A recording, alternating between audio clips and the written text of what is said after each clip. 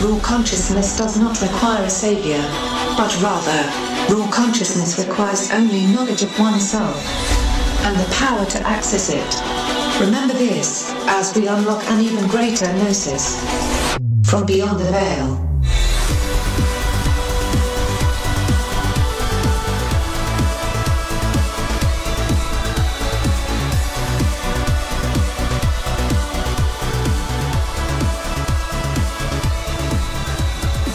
From the Pacific Northwest, good morning, good evening, wherever you may be, across the nation, around the world.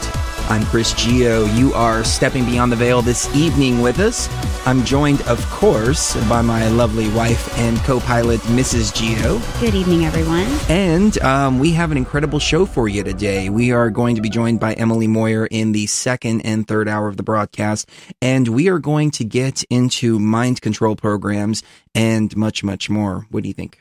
I think that's great because we really haven't gotten into this subject since we started doing this new format, especially with the video and everything. I mean, we've gotten into it a few times, I think, on Emily and Randy's show. We've gotten into the subject of mind control. But for our own show, I think it's kind of a subject that I wouldn't say fail to get into, because we don't fail to get into it. We talk about it actually all the time amongst ourselves. But it's one of those things that if you are too trigger happy with it, you can accuse things of being mind control that aren't really mind control. And then you can also miss things that are absolutely mind control and that are affecting a lot of people. But because it's so widespread, you don't think it's mind control. So I think making the difference between the two is definitely important. And we're also going to get into the idea that the AI is going to use people that are creative to create bad things. If there's not enough positive people that are creating good things to balance things out, then we're going to have a society that is very creative, but destructively creative. We create atom bombs. We create guns and different weapons that torture people but don't actually kill them, or non-lethal weapons. We create things that specifically put people in painful positions so that we can dominate over them. We create bombs, like I said. We create all kinds of horrible things. I think it's time to create good things. I think it's time to create what RAwConsciousness creates, which is the innovation of things that are going to help people in their lives, not destroy lives, not destroy things. The AI is fine with just blowing things up and then beginning again. That's what it does. It just destroys and destroys and destroys, and it channels our energy into destroying unless we take back that energy, take back that raw consciousness, and create good things instead. Very well said. So in the first hour, we have some more listener questions and things like that we want to get into. And I think it's going to be a great, great, great show. So we got started a little bit late this evening, but it's okay because that's how we roll. So, yes. Yeah. Some of these are actually kind of some statements about some of the things that we've said lately. And this is in regards to the situation with your father that you talked about on Facebook. Do you want to go into that, or do you want me to go on to a different? We can get into that right after break. Okay. How about that? Because we are hitting the break here we are. right now. So we'll be right back. Don't go anywhere as we step further beyond the veil.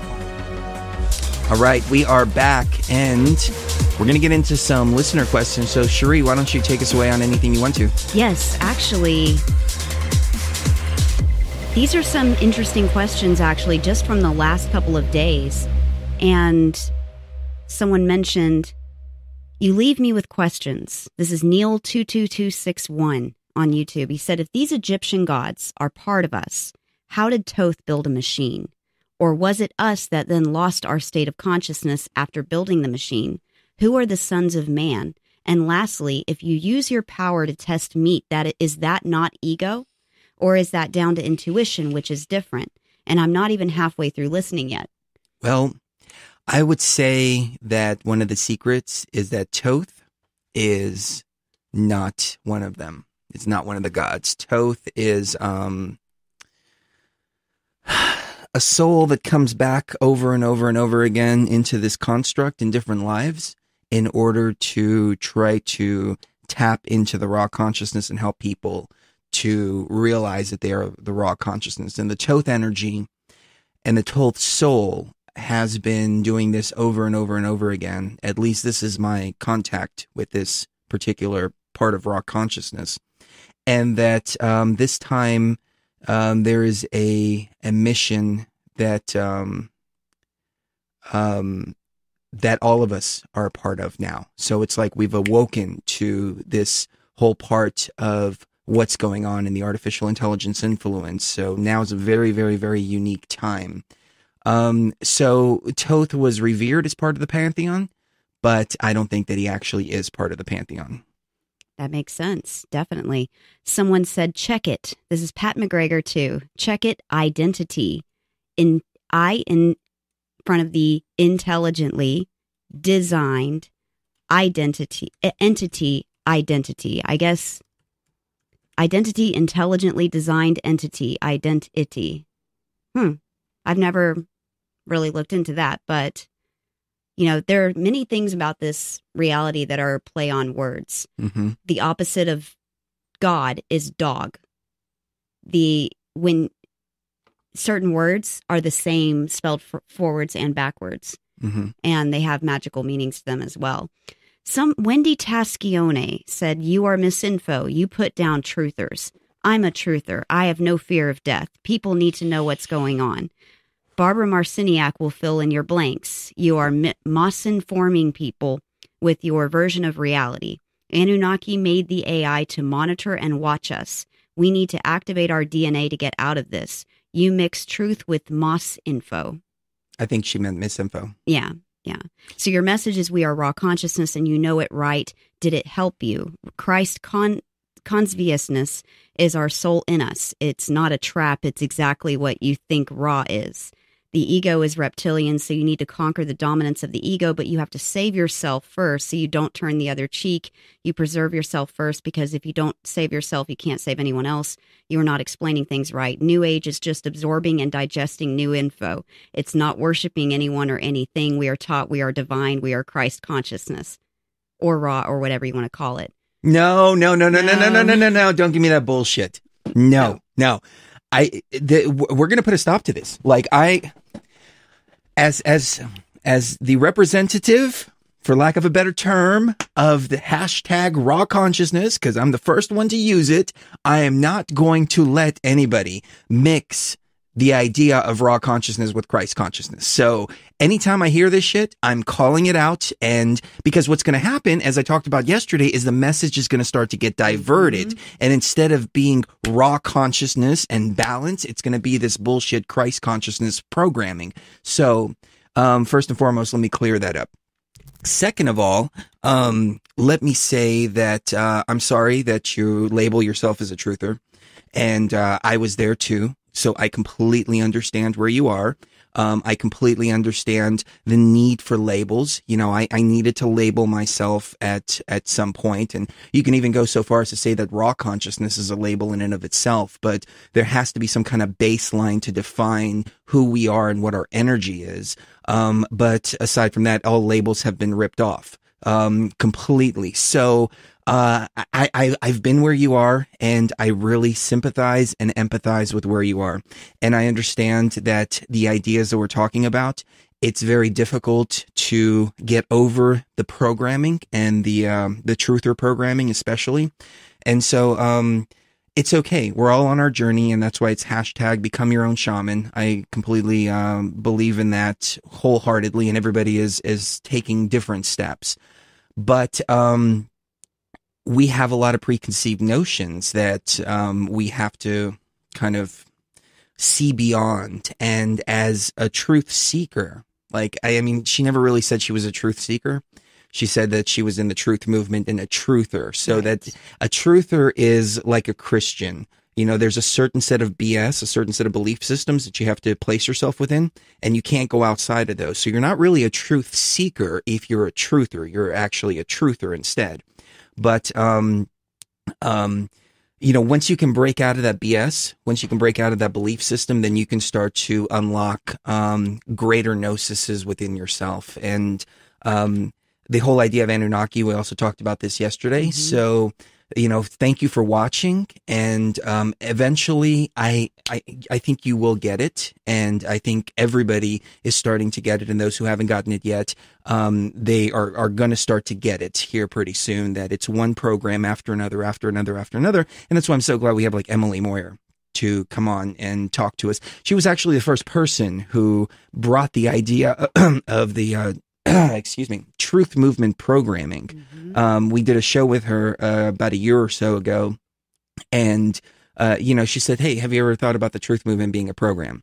And I said, "You know what? I've been feeling it, but I never really thought about it as a program in that sense." And the more I started thinking about it, the more I realized, okay, the need and the desire to break those truther chains, it just became so much clearer after I spoke to Emily, but she only confirmed everything that I was feeling and experiencing up to that point. And I knew from all the fake news, I knew from the self-policing system that the truth movement is, the fact that you can't think outside of the box, the fact that, perfect example, misinformation because you don't believe the same thing I believe, misinformation because you're going outside of my box, no examination of the actual information, but rather just, here's what I know and I'm a truther, and if you say something contrary, then you're misinformation or disinformation, or you're under Masonic mind control, or you're Illuminati, or, it goes on and on and on and on and on.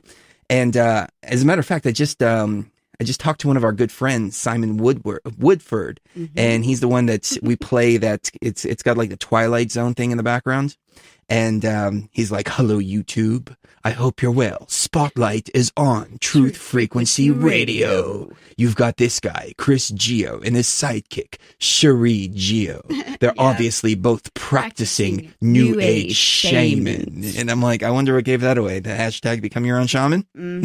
I wonder. But I talked to Simon today. I left him a comment on his YouTube channel. And he was really struggling, with the idea that he wanted to monetize his channel, but he was afraid of the self-policing system, which is the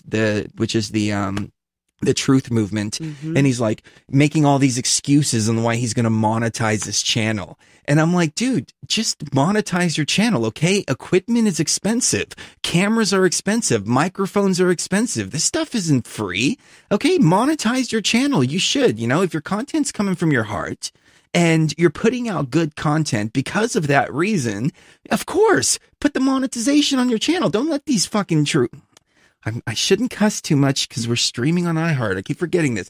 Don't let these truthers sit there and put you in this poverty mindset. That's the way that the truthers are. They're like, it's poverty mindset. No, you're making money and blah, blah, blah, blah, blah. And it's like, well, yeah, we're supposed to be going up against these multi-million-dollar propaganda machines. Okay. How do you expect us to do that without funding? People are doing an amazing, amazing job with a bare minimum. Imagine if some of these outlets had millions and millions and millions of dollars to work with, what kind of truth and gnosis would start to come out on the airwaves as a result of that. But we've been conditioned to believe that it's the exact opposite. See, this is the truth movement. This is the truth movement trap. It's all completely backwards. It's a self-policing system, and also a system where you work against yourself. And I've talked about the AI programming on Google and YouTube and things like that. And the truthers just sit there and just scream censorship, censorship, censorship. And it's like, well, maybe your stuff just sucks. Have you ever considered that? Like, maybe you just have to work on yourself and like bring up the level of your content and bring up the level of stuff like this.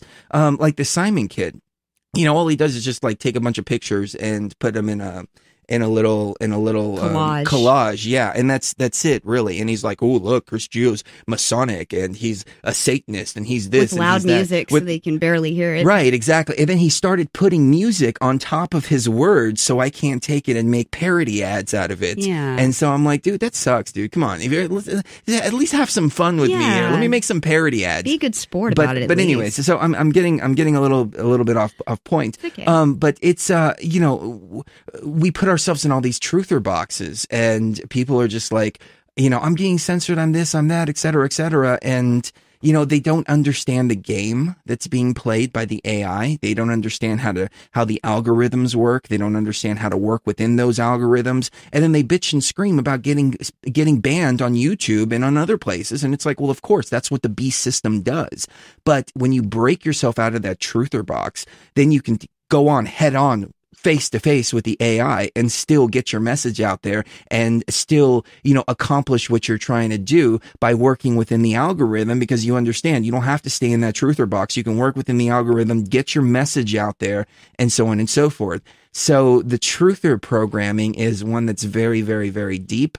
And I got news for you. There's a lot of BS in the truth movement and the truther programming that is not only BS in the sense of belief system, but BS in the sense of bullshit. You go beyond the veil of a lot of those quote unquote conspiracies, and you realize, holy crap, I was wrong about all of this stuff. But only if you can put yourself to the side long enough in order to be able to actually look for the truth instead of just look to confirm your biases. And we see confirmation bias over and over and over again. I'll give you an example. We put out a video on YouTube. Stanley Kubrick, who was supposedly talking about the moon landing and faking the moon landing. And it was an outtake from a film called Shooting Kubrick, which was a mockumentary. Like, nobody believed that this thing was real, except for a very small few people. It wasn't even meant to come out as a supposed real thing. It was like an actual outtake from this mockumentary. And it's this guy arguing with supposedly the actor that was supposedly playing Stanley Kubrick about how to do this confession for the moon landing. Yeah. So many people wrote comments on Facebook. Actually, not so many. There was a handful of truthers, and they're like, "You're CIA, you're this and that," and just some of the most horrible things were said. And I'm like, I think you and a handful of other people are the only ones that believe this is true. Like, the person that filmed it doesn't even claim it to be true. The person that filmed it claims it to be an outtake from a mockumentary. But this is what the truther mindset does. You see, there's no analysis of the actual information, but rather it's just real quick to just fling a bunch of shit at people. And I think enough people, like more and more people, have gotten tired of it. They've gotten tired of like getting out there, putting their hearts out there, putting their message out there, and then just getting shit all over by the truthers. And that's why myself and many others have just said, you know what, screw the truth movement. I want nothing else to do with this. We're doing the RAwConsciousness thing, because that, number one, is the very base of everything, and that's the ultimate thing. RAwConsciousness defeats everything, period. But number two, I'm tired of like just propagating fear over and over and over again and living in that fear frequency that was the truth movement. So, when you consider all these things about the truth movement, you go, oh, wait a minute, do I really want to label myself as a truther? And now I understand. Like back in 2003, 2004, the CIA came up with the term truther as a derogatory term to label people that thought about 9/11 and things like that outside of the official term. But it was supposed to be a derogatory term. And I used to call myself a truther as well, because I thought, oh no, screw the CIA and blah, blah, blah, blah, blah. But then I realized, okay, wait a minute. They used it as a derogatory term for a reason, because if you're a truther, then you're kind of a dumbass, because you're not really looking for any truth. You're just confirming the biases within your little box. So there, I said it. I put it out there. I've done videos about this before, but I've never really come out and said, hey, you know what? When I was a truther, I was a complete and total dumbass, because I would fall for literally everything. So you're actually really, really gullible if you're labeling yourself a truther. Well, and not only gullible, but, how are you living your life if you live your life scared of every natural disaster that you hear about? You freak out that FEMA is at the site of a hurricane. You freak out. I saw this on Facebook. People were freaking out. FEMA's down in Texas. That's what they're supposed to do. It's the Federal Emergency Management Agency. It's not like they're going to show up there for somebody falling off their bike and, skinning their knee or something like that. This is an actual emergency, and that's what their job is. Right. Now we can go into, the mechanics about why it was formed, et cetera, and FEMA camps and all of that. But I really don't believe I think that's a lot of hype, a lot of gullibility, a lot of fear mongering. combined with an iota of truth that isn't going to be beneficial for anyone to believe so fiercely that they deny anybody's help when they have a problem. They deny themselves good food because they're afraid that it might, like if they go to a restaurant, that, oh, it might be GMO. I'm just not going to eat anything good. I'm just, yep. yeah, I'm just going to wait till I get home and have my organic food. I've always said, you know, when it comes to like stuff like that, you have to be aware. We live inside of the matrix, and we live inside of the GMO matrix as well. There's no way we can avoid it all the time. Right. But being aware of it, we can minimize it as much as possible. And that's key right there. Minimizing it. It's not about, you know, completely avoiding it, because it brings down the quality of life and the standard of life. And I did that for a long time. I was miserable all the time, and, you know, just all this stuff. And now I enjoy life so much more. And I realize, oh, I can be here on this mission plus enjoy the construct of the matrix too. Like, it's like perfect balance now. Mm-hmm. It is. And like when we first got together, I remember I was pouring water into a pot to boil it to make something. Oh, here we go with this. I've heard this hundreds of times throughout our relationship. I use the tap water, and he's like, "Baby, what the fuck are you doing? Oh, what the are you doing?" And I was like, oh, you know, because I never even thought of that. But then, you know, I got into that too, where we would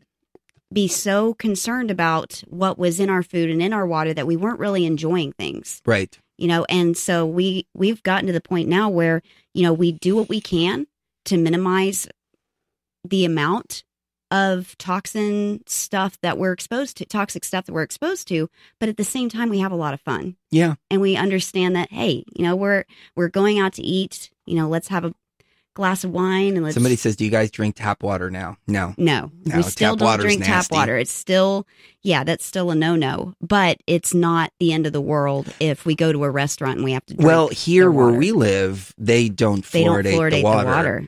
And the water's actually some of the purest water that there is, but it comes from the lake and it tastes like fish. Yeah, it's kind of gross. But you'll be surprised. You know, a lot of the work that the truthers put in, they make some changes. Like there's a lot of places that don't fluoridate their water now. Right. But I think one of the big downfalls of the truth movement is they were like, hey, we're going to wake everybody up.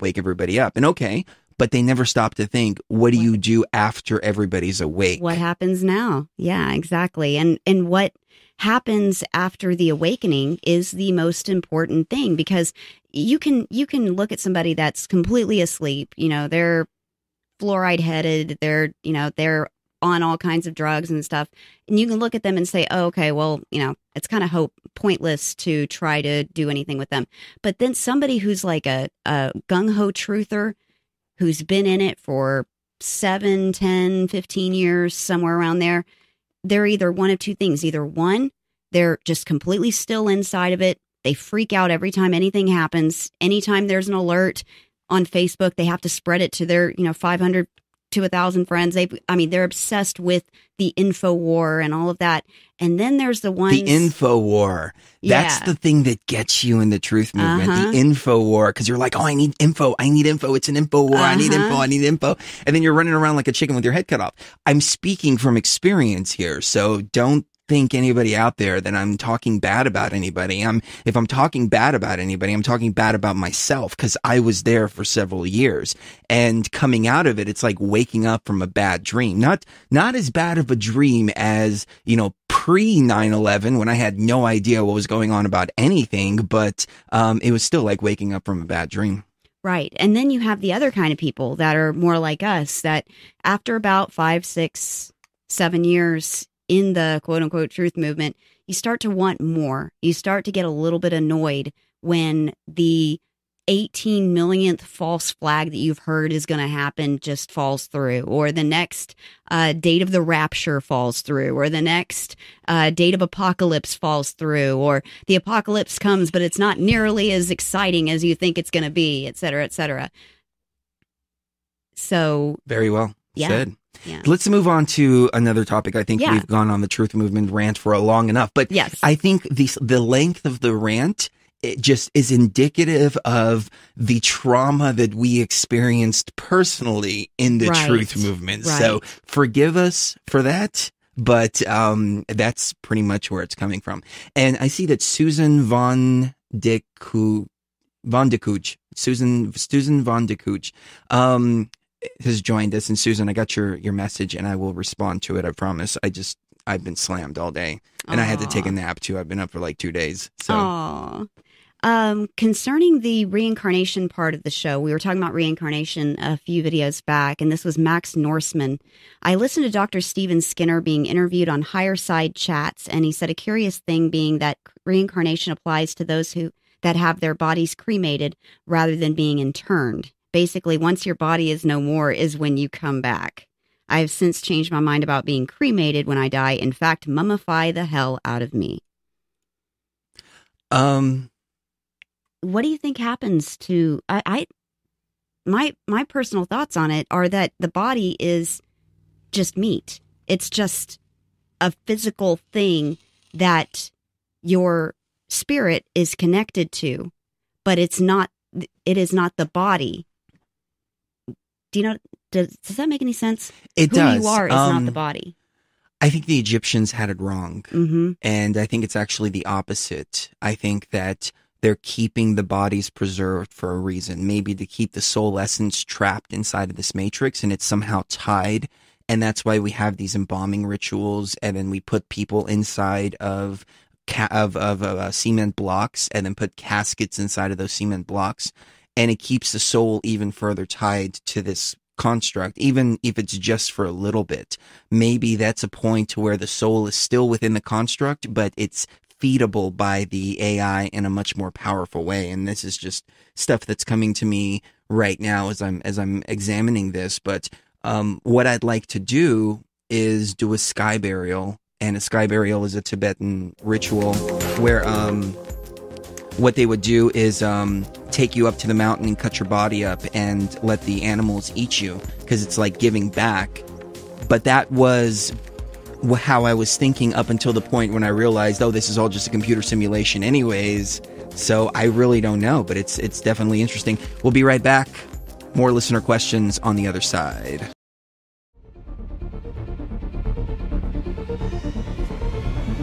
Welcome back, traveler.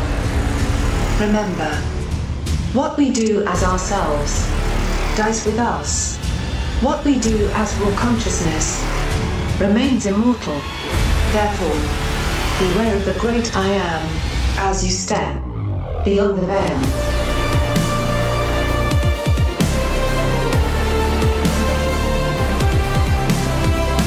Uh-oh, there's an emergency in the studio, ladies and gentlemen. There is a stink bug on the light next to Sheree, and we can't find our little bugzooka. It's a little thing that you push in like this, and it sucks it up. And she is freaking out right now. Can you see her?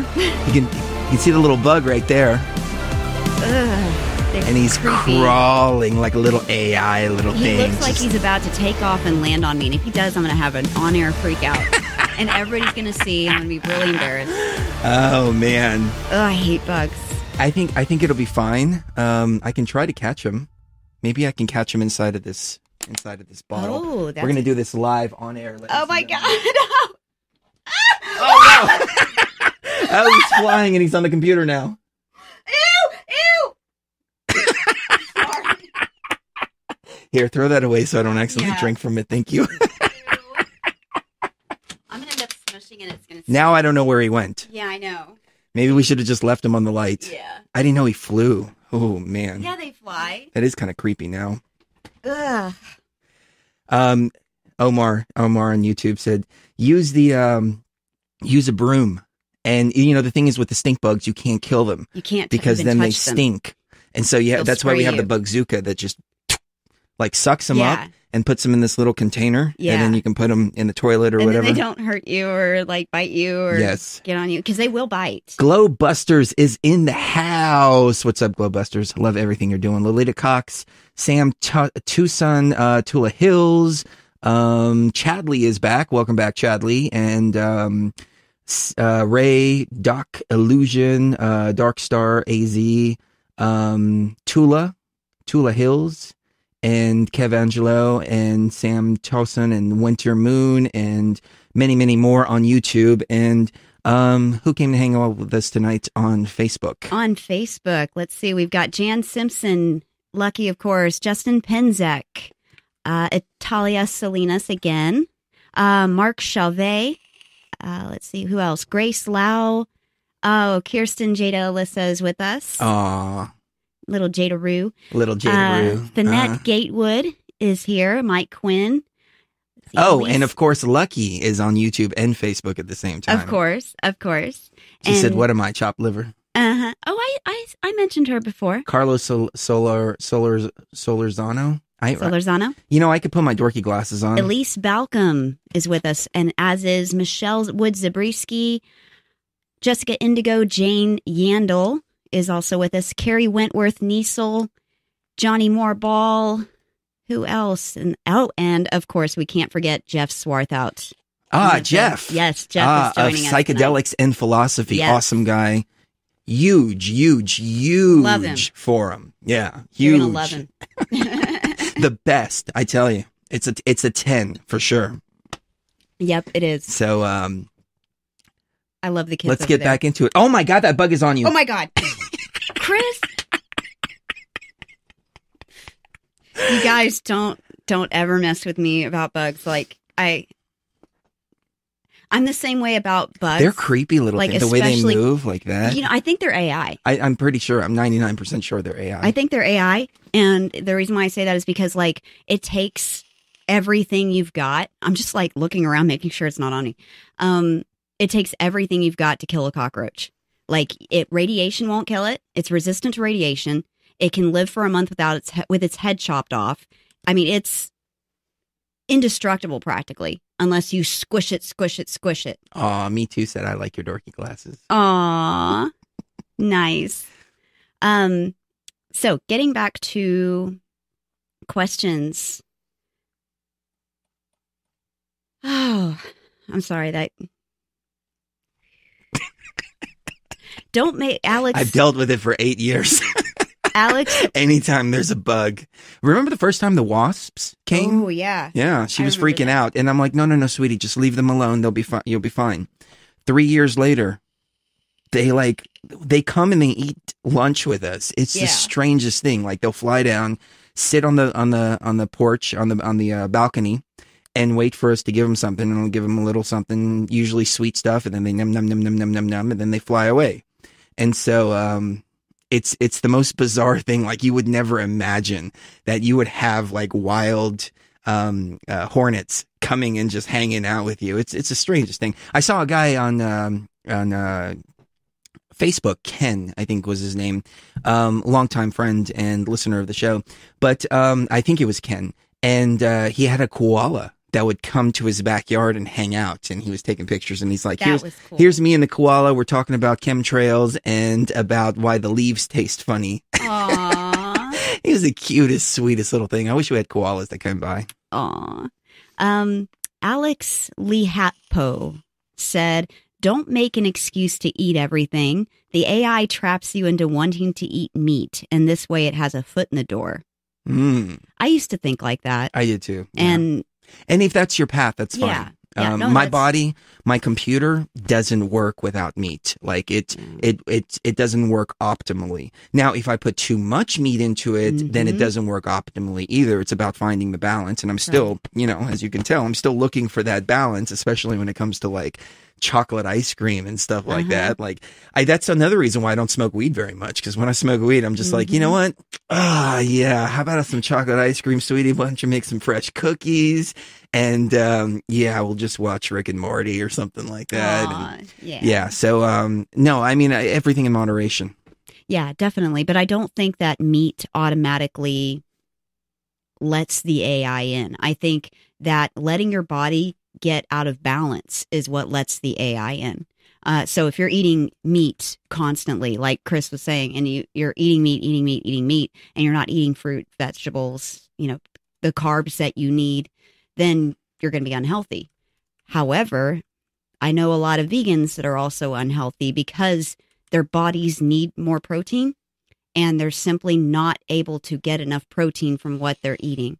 And I'm kind of the opposite of Chris, where I only need just a little bit of meat, maybe once or twice a month, and then that's it. You know, I'm fine with vegetables. I'm fine with potatoes and carbs and things like that. In fact, my body likes carbs more than it likes meat, and that's fine too. It's all dependent on what your operating system, what is going to be compatible with the specs of your operating system.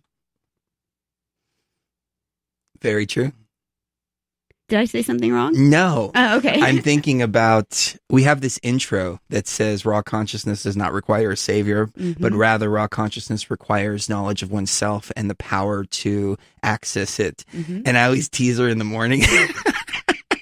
I always say raw grumpiness does not require breakfast, but rather raw grumpiness requires a soda and her e-cigarette. Yep. I try to take her out for breakfast in the morning. She's like, no, just give me a soda and my e-cigarettes. Aww. And that's it. She's a very picky eater. Very, very, very picky. Well, I've had a lot of... And what happens is I cook like nice meals and then she doesn't eat. And so I wound up eating hers as well. And, well, that's what happens. I'm sorry. It's okay. I think I've been better about it lately. You have. If you're going to cook something and I just feel, sometimes especially ever since I had major surgery on my intestines a few years ago, sometimes I just really don't feel like I can eat. And if I'm feeling like that, I just tell Chris, you know what, you go ahead and make whatever you want to make. And, I'll make something later for myself. And that's totally fine. It's all about he's on that paper right there. Oh, you could probably grab him and put him outside.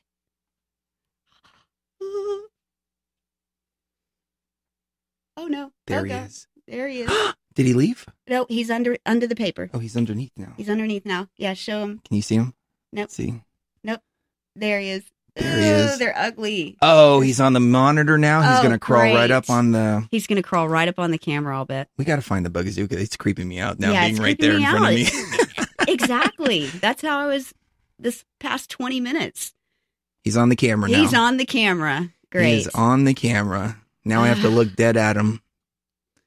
Oh, the way he's moving. I know, he's creepy. It's just creepy and crawly and ugh. And that's why, and I think that's why we have such an aversion to bugs, is because the AI of the AI, the AI and are we know, like spider bug type of creatures, right? And so we too. Understand that that's. Oh, he's flying. Oh, he's on the wall. He's on the wall. Okay, the wall is fine. I'm okay with him being over there. The stink bug is on the wall. All right, Storks. So. Okay, here's another one, and this was about when we had George Kabasilis on, and he said, Jason Lopez said, "Great job, guys. George isn't perfect and learns along the way, just as we do. Keep up the good work, waking people up. Good examples of the AI forces among us. Creator will be waking us all from this virtual reality soon. It's taken him 30 years to figure out how to wake us all up. Trust and believe we are all going home very soon." Maybe. If we're I'm successful in our mission, we will be. Yep, exactly. That's what I was thinking too. So, have you heard of Robert Stanley? I have not. I haven't either. Glowbusters and a couple of other people in the YouTube chat said you got to have Robert Stanley on. So we'll look him up and see if we can get him on the show in the coming weeks. Ooh, Omar Amir just said on Facebook in the Facebook chat, most bugs are AI infiltrated. So numerous scrops spies with equipment retroed. Yes, I've heard of this tech where they actually they'll actually hijack an organic bug with this tech and move it around. So I completely agree with you, but I would go so far as to say that they're actually like from the above AI type level, that they're, little robots that kind of keep an eye on what's going on with the raw consciousness. And I think that's why when you have negative energy, you get a lot of bugs coming in. And if you're not taking care of your space, if you're not taking care of your consciousness, et cetera, you can get overwhelmed with them. And in some cases, that doesn't even have to be the case. Like every spring, we get like a horde of stink bugs that just fly all over, and they're all over the houses, like all of them up and down near the lake. And It's the most horrible thing. And then if you don't get them in time, if you don't spray, if you don't do something like that, they'll get inside of the walls and then they hibernate. And they hibernate during the winter. No, you know what? I got that backwards. They don't come during the spring. They come right before winter. And I think that's one of them that's coming out because winter's coming soon. And they get in the walls, they hibernate, and you can have like thousands of these inside of the walls just dormant. And then spring comes out and you're like, oh my God, what's going on? Everywhere. Yes. Yeah, I've talked to the neighbors and they're like, no, that's just the way it goes. They get in your bedding. But it really didn't get bad until down the street, they started building a house about 2 years ago, and they tore down all of the trees in that area, and then built the house, and they disturbed the stink bugs, I think. And then the stink bugs said, "Okay, well, we'll find another habitat." Okay, let's move on. I don't want to talk about stink bugs anymore. Let's see. Somebody just left a good question in the Facebook chat, and I'm trying to find it again. Did Sheree just pull out the protein card? Let's not hope the vegan listeners get triggered. Yes. Let's hope the vegan listeners don't get triggered because they're some of them are a crazy bunch. I'll tell you that. I mean, I heard one say the other day that everybody that eats meat doesn't deserve to live. And that that would include her own parents and her family members that still continue to eat meat. Right. This is the mentality. That's insane. Of these people. Yeah. So I don't pander to the vegan audience. I don't pander to anybody. I don't pander to anybody. No. It's like, I tried that before. I tried pandering to the truthers because I was a truther. I tried pandering to all these different people. It just, it kept me from being myself. It kept me from being the raw consciousness that I am. And once I threw all that off and just said, whatever. Hey, fuck it. It doesn't really matter. And I even went so far as to say, hey, if you don't like it, hashtag go fuck yourself. Then all of a sudden, like, boom, my light just started shining just so bright. It's incredible. So, it's your journey. Yeah. It's hashtag become your own shaman. Right. So don't let anybody stand in your way and don't let any kind of self-policing system influence the path that you choose to go down. That's the most important thing is the self-policing thing, because once the AI has got you there where you're policing yourself, what you say, what you think, and then you're policing other people, and especially if that's connected to any kind of religion or belief system or movement that gives you at least the moral right to do that, that's dangerous. That can get dangerous very quickly. Especially, when you're talking about things as serious as people's spirituality. It can get very, just ask the people that were burned as witches in the Middle Ages. Very true. What they think about that. Darlene Wolf said, I'm not vegan. I just pay attention to my own body intelligence. Besides, to each their own in moderation is key. That is key, to pay attention to the intelligence that already resides in your body. Yes, it is an artificial intelligence construct that you are inside of. But you have to basically keep that construct that you live inside under control to a certain extent, because it will play games with the meat that is called your brain, and it will play games with it to make you think things are real that aren't real, and to make you think things that aren't real when they are definitely real. Right. Yeah. That's very true. And I would go so far as to say that, and this is going to be very, very cutting edge and something that nobody's ever said before, but really, you can bail out of this matrix at any time you want. The reason people don't is because a lot of us have come here with a mission and something that we need to do here. And so as we're moving through this journey, we start to remember more and more and more that's inside of us. And then we start to build this survival mechanism within us because we know we're here to do something. We're here to accomplish something.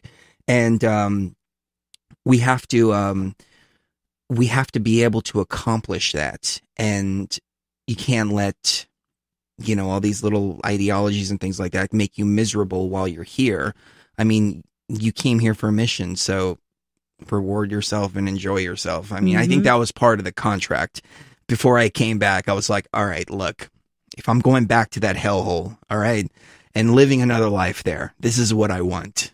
I want to expand my consciousness. I want to go party in the rave scene. I want to enjoy the smells and pleasures of sex. I want to enjoy meat. I want to enjoy all this stuff. So here are my terms and conditions here. Yep. And they were like, okay, just go down there and just get it done.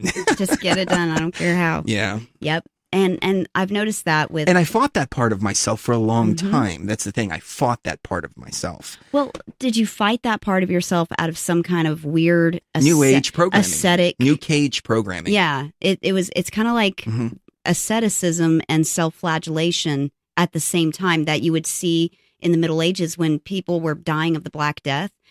People would actually like whip themselves in the public square, and then people would come up to them and they would wipe the blood all over their faces and stuff, and they thought it was holy and all of this because they were suffering, and through that suffering there would be the easement of the Black Death and people would stop dying.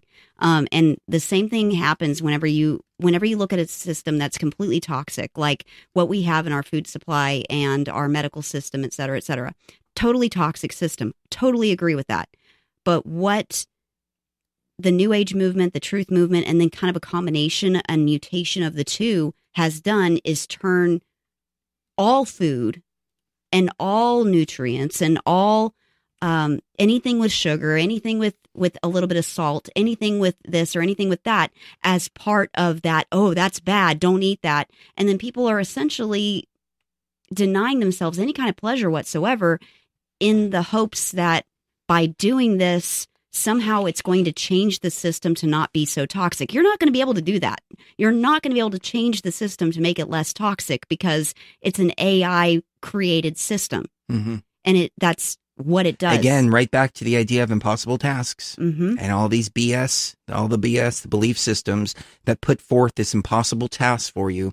Veganism, for example. Oh, well, if I don't eat meat, then the meat industry is going to shut down. I don't agree with what the meat industry does. I don't buy from the meat industry, but I don't have the illusion or the delusion that by me not buying the meat from the grocery store and buying it from my local farmer, for example, is going to change the industry that is the meat industry. Like it's just, impossible standards. And all that does is just make you miserable every single day because you're focusing on that impossible standard that you can never achieve.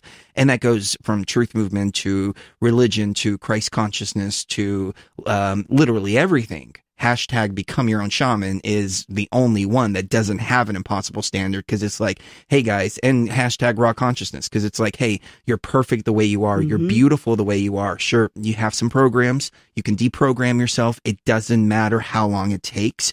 Go at your own pace. Your goal is your own goal to set. Whatever you decide is your journey. That's what it's all about. And I think this is the first time that, we have this idea in our minds that we're not only perfect the way we are, but we can walk the path however we want. And therefore, I think that people who are walking this path are so much more successful because they're not setting unreasonable goals and unreasonable standards for themselves, and they don't have somebody telling them how they're not good enough over and over and over and over again.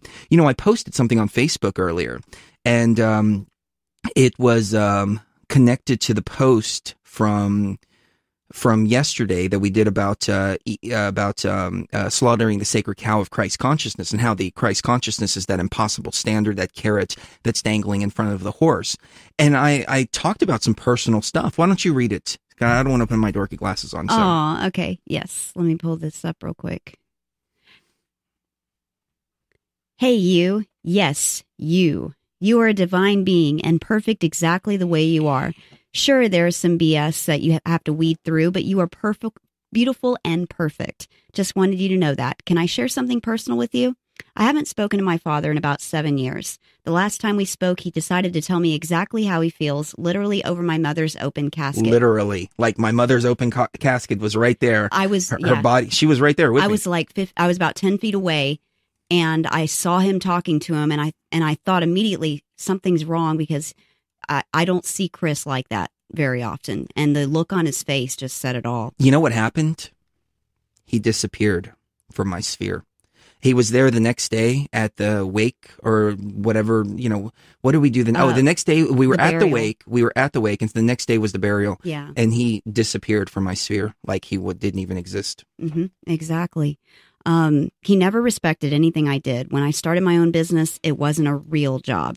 When I started the radio show, it wasn't a real radio show. When I started a radio station, it wasn't a real radio station. A year went by and I thought of calling him because I don't want the time to slip away. I didn't because I didn't think I was good enough. The next year I thought, well, I'll wait until I've accomplished just a little bit more. The year after that, just a bit more. Again and again, I have yet to call him. Not because I don't feel good enough, but because I truly understand who we are. I realize that as above, so below. The same thing is repeated over and over again. We are told that we are never good enough by everything from family to religion to the New Age programming. I spent much of my life miserable. I was always not successful enough, not in shape enough, not educated, or worst of all, not spiritual enough. There was always this unattainable standard. That was the worst one, the not spiritual enough. Yeah. There is always this unattainable standard that was just outside of my reach. That is, of course, until I realized we are raw consciousness. I realized that as raw consciousness, we are anything and everything. We are perfect just the way we are. Raw consciousness wants us to come as we are, and in order to get there, all we have to do is deprogram ourselves from the ego. Raw consciousness flows like water. It moves like the ocean. Sometimes we are still, other times we are full of motion, but we already are what everything and everyone has told us that we are not. This is why it's time to slaughter the sacred cow of Christ consciousness. In this video, we go over some ideas about how the New Age tells us that thinking and creating is an AI program and how we should just be still. Stillness is fine on Sundays, but the rest of the time is go time. I knew as soon as the raw consciousness became more and more apparent to people, the New Age would try to hijack it and replace the trap of Christ consciousness with the raw consciousness label. However, more and more people are tapped into the true essence of divinity. As divinity, we are perfect, we are beautiful, and most importantly, we are creators. We flow, we move, we create. So forgive me for slaughtering this sacred cow of Christ consciousness, but frankly, it hasn't worked for the last several thousand years, and it's not working now. We are raw consciousness. That's true. And as raw consciousness, we have to keep raw consciousness raw and pure. And, we're going to see more and more of it. We're going to see more and more people coming through and saying, well, no, raw consciousness is actually, living in peace and being peaceful and divine and doing nothing and not thinking. And what else was the class? Oh, not creating. Mm-hmm. Like we have the guy was saying, we have an AI program inside of us that makes us feel like we're creators. And I'm like, we are creators. That's the definition of divinity. That's what separates us from the AI. So on that note, we'll be right back. We have Emily Moyer and Randy right on the other side from Off Planet Radio. And do we have Astro Watch, Mrs. Geo? We do. Do we? Okay, cool. So I think I'm going to try to do the frogs for you during the break. Let's see if I can pull it up real quick.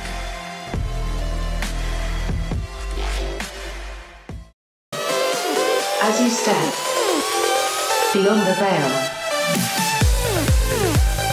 All right, hour number 2. In just a few moments, we have Emily Moyer and Randy from Off Planet Radio. And guys, I know y'all are standing by. I cannot send you guys video, just a heads up on that. Right now, we have Astro Watch with Mrs. Geo in this very, very short segment. So, take us away, Mrs. Geo. Excellent. And this is from LeahWhitehorse.com, of course. Mercury's re-entry into Virgo tomorrow means that now perhaps we can implement some of the improvements we thought of while Mercury was retrograde through this sign. Mercury is now in the sign of his rulership, so thoughts are clear and communication crisp. Mercury here too may help to mediate some of Mars's occasional impatience with the fiddly stuff. Mercury's presence in Virgo will help to set our minds on the task and pay attention to details. Follow your paperwork and resist any urge to worry.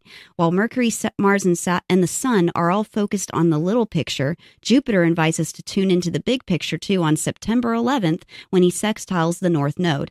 With Jupiter being a visionary planet, we may receive a preview of things to come, or perhaps opportunities tempt us to stretch our idea of what is possible. To evolve, we need to broaden our horizons. Jupiter leaves us pondering as we reach an astrological lull in the month until the new moon in Virgo on September 20th. New starts in the realm of health, work, and routines may be hampered, however, by an overly sensitive opposition to Chiron retrograde and square to stern Saturn. It's possible we could be too quick to find fault, criticizing our efforts before we've even gotten started. Still, this lunation will highlight where improvements are needed and necessary. Just don't be too hard on yourself. Venus joins the Virgo party on September 20th as well, although this is much more likely to be a do-it-yourself party than the kind with favors and falafel. We value perfection now, so people are likely to take their time to produce excellent results, whatever their field. The problem comes, however, when we devalue ourselves by making too much of human error. The more we focus on being of service, the happier we'll feel. In relationships, love becomes a verb. It's not what we think or even what we say, it's what we do that counts. Equinox occurs on September 22nd as the sun enters the cardinal sign of Libra, and that means that the wheel of the year turns to autumn in the northern hemisphere. Now begins a month of reckoning as we weigh the fruits of our labors against all that we have invested. This is a time of equilibrium, equal day and equal night, and therefore it's the perfect time to examine where we may need to find more balance in our own lives. Relationships, too, feature more prominently while we're under the influence of this sociable sign, and there's an urge to reach out and connect. Diplomacy, compromise, and a willingness to share create sweet working partnerships, especially with Libra ruler Venus still in office-orientated Virgo. The end of the month sees some more challenging aspects, starting with Mars opposing Neptune on September 24th. Neptune can dissipate Mars's enthusiasm. There can be a tendency to succumb to defeatism. Mars wants to get going. Neptune sighs, I'm tired. There can be a whole lot of what's the point in this aspect. The trick is to base actions on intuition. If necessary, however, take some time out, sleep, watch a movie, maybe watch some Rick and Morty. Sometimes our inner warrior needs a rest. Rick and Morty. Love it. I love it. I actually tripped for the first time a month ago or so, just for the sake of tripping. Like, just for no purpose, no intent, no setting, nothing like that. And I watched every single episode of Rick and Morty. I'd never watched it before, and I'm like, I have to see what the kids are up to. And holy crap, man, I love it. Awesome. Anyways, we'll be right back with Emily and Randy from Off Planet Radio. Before the soul can see, the harmony within must first be attained, and fleshly eyes be rendered blind to all illusion. As you step beyond the veil,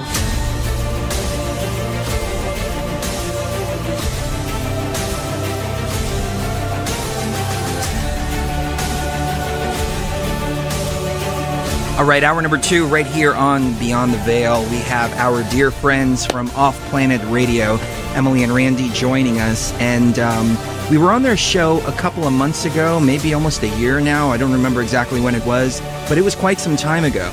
And they brought a lot of new ideas to the table. It took a little bit to really wrap my head around some of the things that they talk about. But as I really started to really meditate on the ideas that they were presenting about different mind control programs and things like that, I thought to myself, wow, you know, this is really some next level stuff here. And, you know, one of the big things that they said to me was the Truth Movement program. And I never thought about it like that. I felt it. I had the feelings. I wanted to break out of the box. I wanted to break out of those chains. I found myself breaking myself away from the Truth Movement more and more and more and more. And entertaining different topics, different ideas. And every time I did, it was like a self-policing system, crabs in a bucket that just kind of tried to pull you right back in. And then I realized, hey, wait a minute. I'm an albatross. So, or I'm an eagle, actually, is what I like to say, but I'm an albatross is even better. But, awesome song, by the way. Like, it gets stuck in your head. Like every time I say it now, I keep hearing it in my head. It's going to be stuck in my head for the rest of the show now. But, anyways. So yeah, I realized, wait a minute, why am I in a bucket full of crabs here? I can just fly. I can just use my wings and just fly right out of it. So, there was one revelation after another, then taking a lot of the stuff that they talked about into the ayahuasca realm, really examining it within myself. I realized, oh wow, I was able to kind of see clearer at that point, because you know, you can talk about these programs. You can talk about the ego program, for example, and all the different ego-based stuff that the AI throws at us, which I did like a whole video, like an hour long, about different things that the AI throws at us. Recognizing those really helps overcome them, because unless you can see the program, unless you can kind of have a marker of what this program is, it's hard to see sometimes. So sitting in that vantage point, before I talked to them, I couldn't really see a lot of this stuff. They kind of shined the light right there. I took it into the realm with me, and once I did, it all became very, very clear. So I'm very, very grateful for all the work that they do, and they get into like government mind control programs and so on and so forth. So I think that they're right on the edge. What do you think? I think they are too. And, you know, I never really stopped to think about the applications of using movements as a form of mind control, and using ideologies that are so seemingly grassroots as a form of mind control, but they make a really good case for it. They do. So without any further ado, Emily and Randy. Emily, how are you doing? Doing great. Thanks for having us on, guys. Excellent. Thank you for joining us. Randy, how are you this evening? Hi, good evening, Chris. Hi, Sheree. Good evening. I know we kept you waiting a little bit, and I apologize about that. But I think it's going to be a dynamic show anyway it goes. So Emily, tell us real quick about Off Planet Radio. Like, how did you conceive this idea? Well, I didn't conceive it. Actually, it's Randy who conceived it. And I was a longtime listener of his show. Actually, his show is probably the only show I've listened to longer than your guys' show. So I've listened to him for many, many years. And in the course of my own journey and my waking up from my mind control, Randy and I began a dialogue, and we hit it off. And he invited me to be a guest on his show. And we just went from there. And I've become now the producer and co-host of the show. It's been a really, really amazing journey. I really wanted to thank you guys for having me on, because many years ago, 5, 6, 7 years ago, I remember sitting still, you know, my programming breaking down, but me still not in control of my own consciousness and the person that I am now, sitting there thinking, oh, it'd be really cool if I ever get my shit together to talk to these guys one day. So here we are, and we're talking. And Randy has been super gracious to open up his sacred space that is his program to me, and to allow me to have a voice. And it's been an awesome experience. And I love it. Sometimes it's challenging and stressful, but I really love every minute of it. I've gotten to talk to and meet some incredible people and have some extremely strange experiences, which is what I'm all about. So it's been a really cool ride, and I'm, you know, super excited to be here. And yeah. Awesome. Well, Randy, how did you come up with the idea for Off Planet Radio? Give us a little bit of background, because I know that you get into a lot of the mind control aspects of it. And as we were talking, I don't remember if it was on the show or off air, but you brought up some experiences from the 70s and the 60s as well. And it kind of seemed to be repeating itself throughout the 90s too. So take us away on that, please. Okay, so the show began in 2009. It was originally titled Exotica, and it was a network program that ran out of Oregon on Christian Media Network. I was actually doing, boy, wait till you hear this. I was actually doing shows on biblical prophecy on Christian shortwave radio, alternative Christian radio. And every corner that I have turned, I have consistently uncovered the same things under the rocks, largely being that there is a control grid on this planet. There are people who have been programmed. There are people who have had extremely weird experiences throughout their lives, and I was one of them.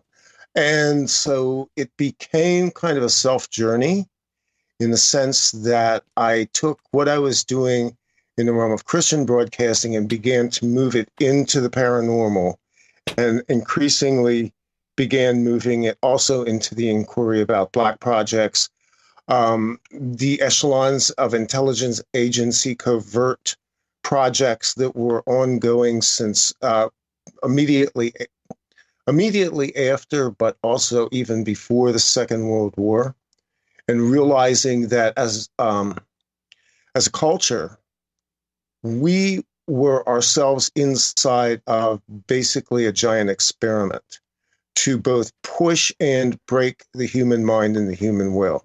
So this show largely spun out of that core of ideas. I've left it freewheel over the years. We've gone into UFOs, we've gone into paranormal, we've done like the poltergeist, ghost, pretty much the whole spectrum of inquiry, but the most fascinating has to do with control of the human mind. I would say you're spot on when it comes to that. So can you go into a little more detail about how this mind control program works? Like, I don't even know where to begin on this subject because it's such a large subject. You're the expert, so please, take us away wherever you feel is the best starting point. There really aren't, well, there aren't any experts, because what we really are, it's a community of people whose experiences are fairly diverse and yet in some ways very consistent.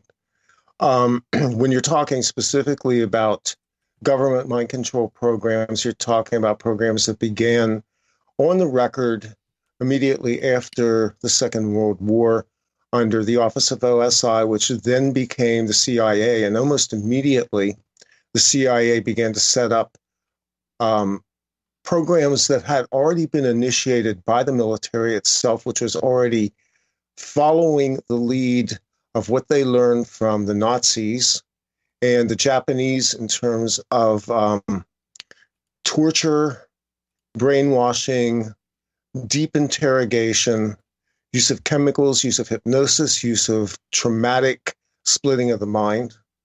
And as that evolved into what became the earliest projects, it's arguable about which one is first. Artichoke seems to be one of the earliest programs that was sort of an umbrella program. They began to discover, because of Operation Paperclip and the Nazi scientists that had come in under that program, that there was a whole spectrum of inquiry into the use of human subjects, not only in terms of torture and interrogation, but also in terms of programming subjects who then could be deployed as assets, basically assets that could be programmed, deployed, wiped, returned back to whatever, quote, their normal life was, and then reused again and again and again. And so the fundamental mind control projects were what culminated in what we know in the public as MK Ultra. There were hundreds of sub-programs under MK Ultra, and MK Ultra itself was basically spinning off other programs, which from the late 1950s, I will say the high water mark being the 1970s through the 1980s, they continued to spin off endless projects in search of any number of things, but most of it had to do with unlocking and controlling human potential. Wow. Well, it really does seem like a case of as above, so below, because what I've been unlocking lately is this mind control AI program that I've been terming the ego. So Emily, what is your experience with these programs, and what are some of the similar traits that you find by interviewing people that they seem to share, like upbringing, et cetera, et cetera? So I'm still in the process of uncovering my own story. For me, I grew up here in Hollywood, was involved in Hollywood as a child. So there's that. And then I was also a competitive gymnast, training at a very high level from a really young age. And both of those things, that Hollywood as well as the gymnastics, are perfect vectors for hidden levels of control and influence to sort of enter in without it seeming abnormal, because both things are abnormal to begin with. That kind of training and that kind of lifestyle that is Hollywood are abnormal to begin with. So just something a little more abnormal might not be noticed. And for me, I, as a child, was in a movie about Judy Garland's life called Rainbow. And I believe for myself, that was where I was, subjected to what I termed Wizard of Oz programming, or Rainbow, or over the rainbow kind of programming. And, now, let me ask you this real quick. Let me jump in. Does it have anything to do with blue birds? Sure. So, as of course. So as Randy was talking about, no, not that. Of course we get bane of my life. Right, the blue chicken call. So as Cliff High, calls them, Randy was talking about the earliest mind control programs, and he was talking about Project Artichoke, but actually one of the earliest mind control programs was Project Bluebird. And I suggest that people look a little bit into that, because the things that they were trying to achieve with that program, certain kinds of influence through hypnosis, amnesia, different kinds of control, are actually things that you find present today in this cult of the Blue Avians. I'd say that the Blue Avian thing is a new age update of the old aims of Project Bluebird. But yes, in the song Rainbow by Judy Garland, there is the part that is from The Wizard of Oz. There is the phrase about where the bluebirds fly, and that is over the rainbow. And that is one of the huge hypnotic suggestions, trigger kinds of twilight language that is used in this kind of mind control, is trying to get a child to go over the rainbow. And when you get over the rainbow, that is where you'll see the bluebirds fly. And that is, these things are all linked in. I don't know if you guys know a lot about twilight language. We had an interesting program last year with Alana Freeland, who's mostly known for her work on harp and chemtrails and stuff, but is actually quite well versed in the topic of twilight language. And we got into some of that, but you'll find that, laced throughout popular culture. And those things are hypnotic suggestions and mind control triggers. So for me, the gymnastics, the Hollywood, I also grew up in Chatsworth, California, which, as we are discovering the more we look into it, is just a hotbed for all kinds of strange activity. You have military weapons companies there, space type of companies, Rocketdyne, things like that. And it seems to be a community that was in part set up to be, in a very different way, but similar how Laurel Canyon was used in the 60s and 70s for that kind of mind control program that Dave McGowan speaks about and Mark Devlin speak about when they're talking about the music and whatnot. Chatsworth, and I went to the same high school as Andrew Bashago. He and I had a personal conversation. Did you really? She did, yeah. Yes. Yeah. I had a personal conversation a few months back, and the number of things that we were able to, we're different. I mean, I respect Andrew. I think he is telling what he believes to be is the truth. It's a different thing than what's going on with the Corey Good and David Wilcock kind of thing. But I do think that I see my experiences as having been part of a mind control program, and I think that Andy largely still sees his as being a space travel kind of program. I think that maybe it was more mind controlled to think he'd been to space, but I do think he's telling the truth as he understands it.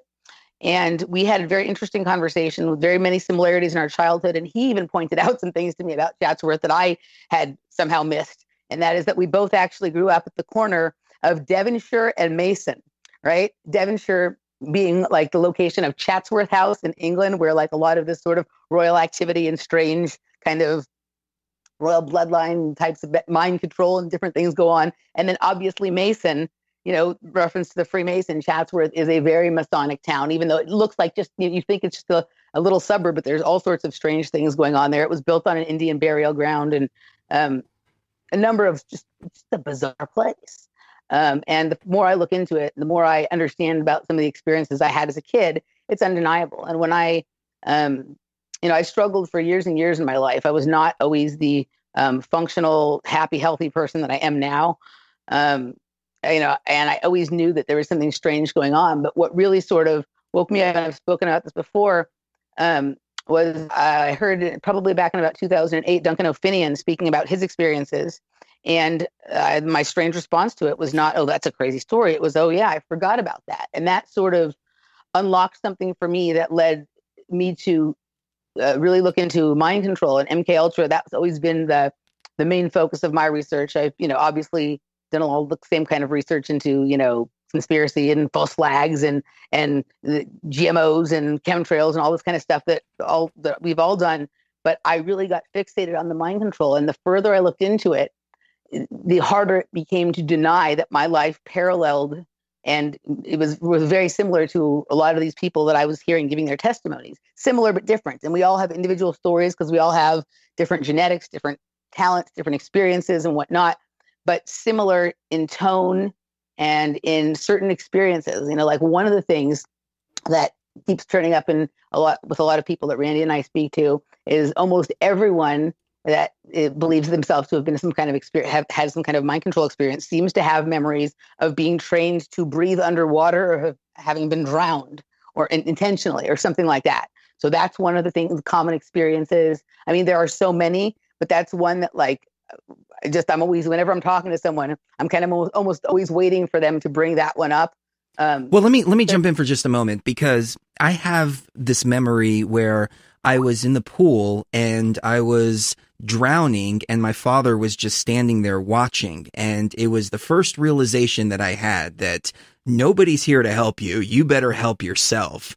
But I can't say that that was like a mind control type situation, but it's funny that you bring that up, because sure enough, I do have a memory like that. But then I have to think to myself, well, you know, all kids, they have memories like that. I mean, it just kind of happens growing up. So how do you distinguish between the two? So, I think for me, like my memories is, so I don't have memories of so much of drowning like that, but I have memories of going to this camp in Chatsworth, right in the hills behind Chatsworth, where all this kind of stuff, in my opinion, a lot of this kind of stuff goes on. And at the camp, I would be taken away from the other children to, like, the camp had 3 swimming pools, and one was like a big Olympic-sized swimming pool. And I was a gymnast and kind of a show off, and I liked to dive off the high diving board there and show off, and kids would ooh and ah. But they would take me away from it. The way they would get me to go and not be kind of unhappy about it is that they would take me to this little pool that was far away on the property, and it was attached to a house that was on the property. But that pool had a smaller diving board that was very bouncy. And for me, because I was very little at the time, like I'm really little, like probably a small, like, I mean, you know, like I was at that time probably 45 pounds, maybe. You know what I mean? I was gymnasts are small. And this little diving board would, like, I could really get high on it. And so I could do tricks on there that I couldn't even do off the high one in the big Olympic swimming pool. So that's how they would sort of entice me to go there. And when I would go there, I would be there with usually by myself and one adult. And sometimes there would be one other child, I remember vaguely. And I would be put through all of these, like, they tried to make a game out of it, but a lot of these games were like, they'd give me like several, like not just like 4 or 5, like, you know, those games that used to throw the rings on the bottom of the pool? Yeah. Like a few of them, and you'd go down and catch them. There, I would have tons of them, like 30 or 40 or 50, like a lot of them. Well, here's what's strange is I remember we used to do that, and they would put a cross. Like it was a Greek Orthodox school that I went to. They would throw a cross down there, and the kids would go down there and try to get the cross. Huh. Interesting. Yeah. So I would have to get tons of these, to the point where I would be underwater sometimes for 3 or 4 minutes to get these. But I'm a competitive person, so I like that. So I had that memory, but also I have memories of being trained to try to breathe underwater. And what I would do is I would go down and sit on the floor of the swimming pool, like sit at the very bottom. And you have to basically relax your body to the point where like you're completely calm. So like this, you can sense all the subtle energies of your body. And then I think what begins to happen is that you actually begin to start breathing through your skin. If you try to hold your breath or fight it or whatever, it doesn't work. And so I have memories of people telling me not to hold my breath. Don't hold your breath. And to this day, almost automatically, whenever I get into a swimming pool, I will go straight to the bottom and sit there and try and breathe. Now, I can't do it. You know what I mean? But like everything in my body feels like it's able to. And that. Wow. Hold that thought, Emily. We'll be right back. Much more coming up right here as we step even further beyond the veil.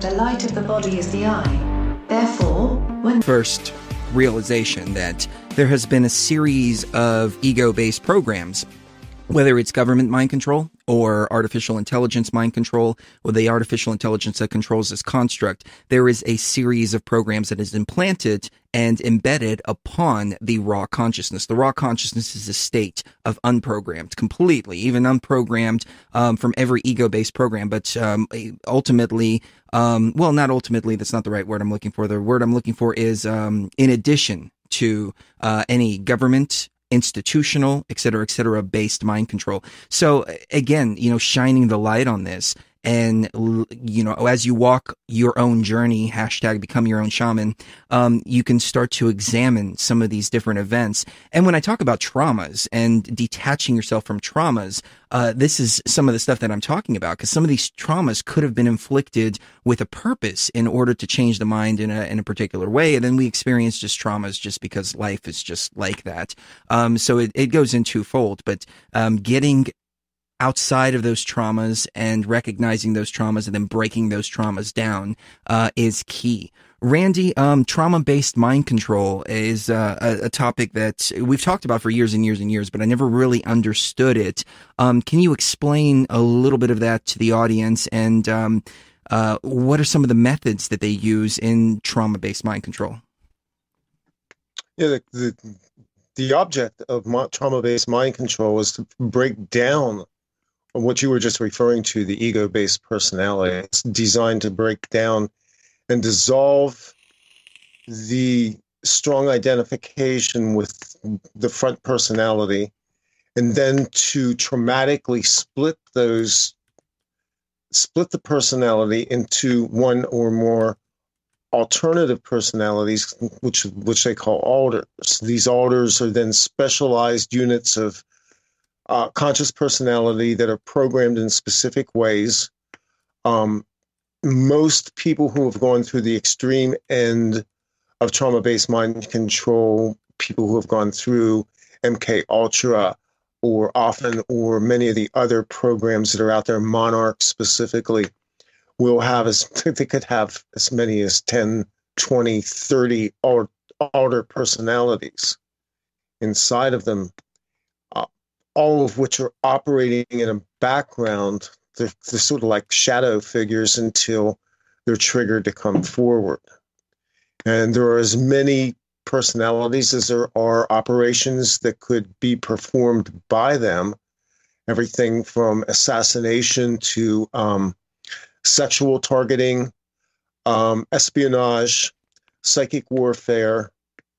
All of the personalities are very different. They exhibit almost a completely different persona, and a persona which is not the same as the main personality, the front personality, or the other alters themselves.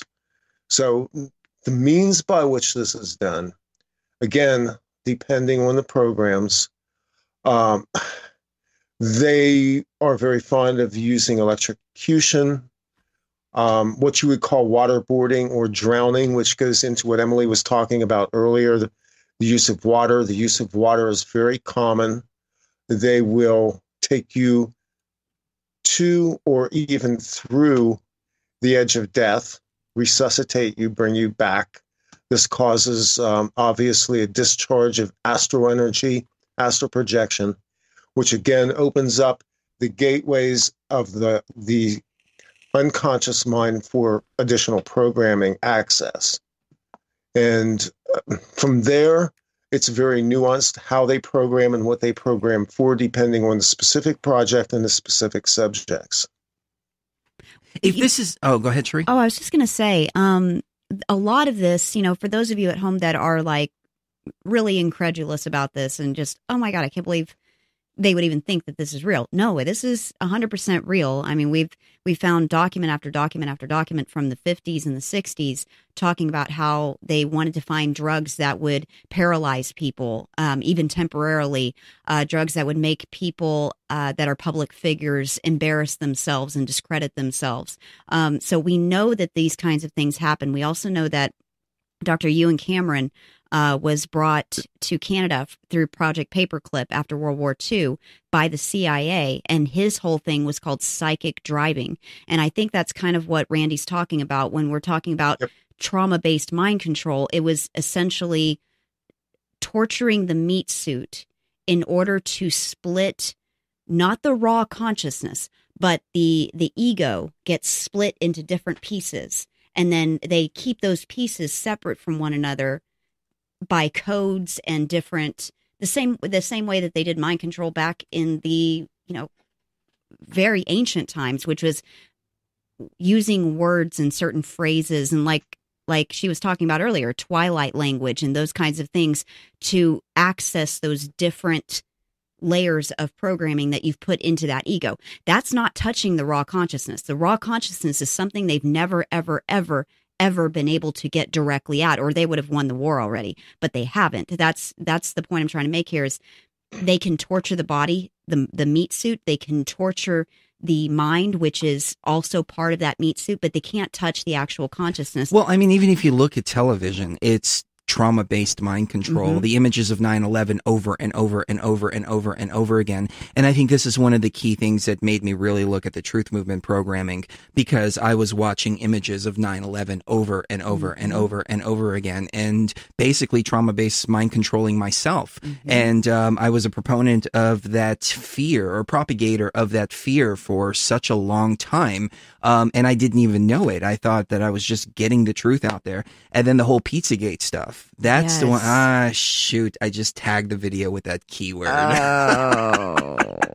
Now YouTube is going to suppress it. Anyways. They will take it out. Yeah. I usually call it like the gate, or, I usually work around it, but I just slipped on that. Or something like that. I mean, I was like looking into some of the most horrific things and then talking about it on the radio too. And it's like, wow, this is like serious trauma-based mind control that we're doing to each other. And I realized, ourselves. The truth movement is not only a self-policing system, but it's the other side of that trauma-based mind control fear campaign. Right. And of course, when you see things like what's happening in Gaza, or you see what happened in Libya when they basically murdered Gaddafi on camera, when you see these things and you inculcate those, what you're doing is essentially trauma-based mind controlling yourself into continuing the truth movement mentality. That truth movement programming is activated when you see acts of injustice performed, and it basically hijacks that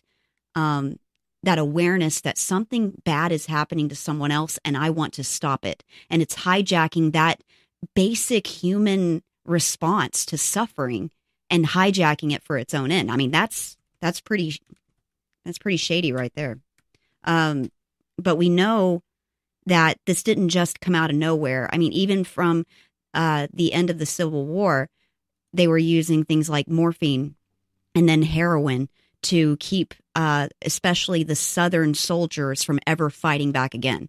There are so many stories of Civil War soldiers that worked for the Confederacy, that fought for the Confederacy, that ended up being put on huge amounts of either morphine or heroin.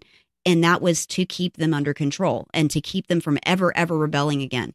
And then it turned into the Tavistock Institute in England back, I think, in 1922, I think it was. Yeah, 1922 was when that was created. And that was specifically to help returning soldiers from World War I, to help them heal from all of the trauma that they had gone through.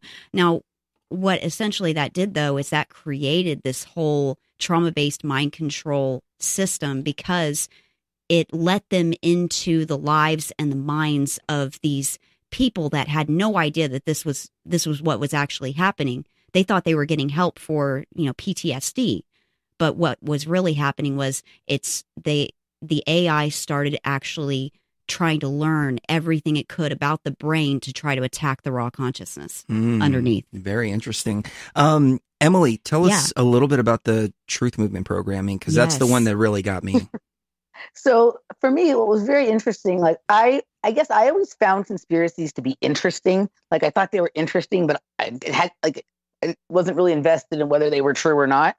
And then obviously from the time I was younger, I was always one of those people kind of like, I know there's something funny going on here. I'm not sure what it is, but obviously after 9/11, a couple of years after that, I started to look at that and notice that there was something going on there. And so I started paying attention to the truth movement. Like I always, from that point, I, started looking at like Alex Jones and Bill Cooper and all that kind of stuff. I started, educating myself on that. And while I understand, as I'm sure you guys both do, that, like, yes, most of that stuff, most of those, there are conspiracies, like crazy, but the conspiracies that are actually happening are way crazier than the ones Alex Jones tells you about, right? Like, there's kind of like a, like there's like a limit, like, there's a limit to how much truth the truth movement is interested in. And that became obvious to me very quickly. So I would never say that I considered myself a truther. I'm a truth seeker. I was listening to you guys speak earlier before we came on. I'm a truth seeker. I'm not a truther. And I think that one of the nice things my parents did for me was they never subjected me to religion. So some of these kinds of programs didn't quite work on me in the same way. Like, people are religious about the truth movement. People are religious about their feelings about 9/11. And I was never quite that way. Like, I always recognized that, like, what the official stories we were being told were wrong. But, I was more interested in, like, looking at the weird aspects of this, the mind control aspects, the mental aspects. Well, all these conspiracies, it's a bunch of BS. It's a bunch of belief systems. Belief systems, right. There's a bunch of belief systems. And also, like, how this truth movement, how that, like, there's something wrong is when somebody comes with something that is slightly different than the narrative that they've been portraying. They shun the shit out of them. Like, when I really was like, there's something wrong with this 9/11 thing, was when they did to Dr. Judy Wood what they did to her. I'm not saying her theory is perfect, but her theory actually comes with the most evidence that makes the most sense. And this idea that, and also uncovers the way that they've suppressed free energy technologies and things like that, which is really what so much of this programming is about, is keeping us from being in control of our own destiny. And free energy is so much a part of that. When I saw how none of, like, the major purveyors of the truth movement wanted anything to do with her, and they tried to make her look crazy and all that kind of stuff, I was like, there's something really wrong here. Any of these events that either happen or don't happen, because I'm convinced that some of these events actually don't even really happen, that they just say that they do. And once enough people believe that something has happened, it is exactly the same as if it actually happened. No, I'm not saying that 9/11 didn't happen, but I think there was something much different going on that day, and on many, many levels. There was many things happening. There was many operations going on. One of the best books on this is Joseph Farrell's book about 9/11. Can't remember the exact title right now, but he talks about there being, 3 levels, 3 layers, and 3 different things going on. And then David Martin wrote a very interesting book. He wrote it as a fiction many, many, many years back, called Coup de 12. Those 2 books, to me, are more accurate representations of what was going on 9/11 than anything that was ever presented to me through any of this truth movement programming.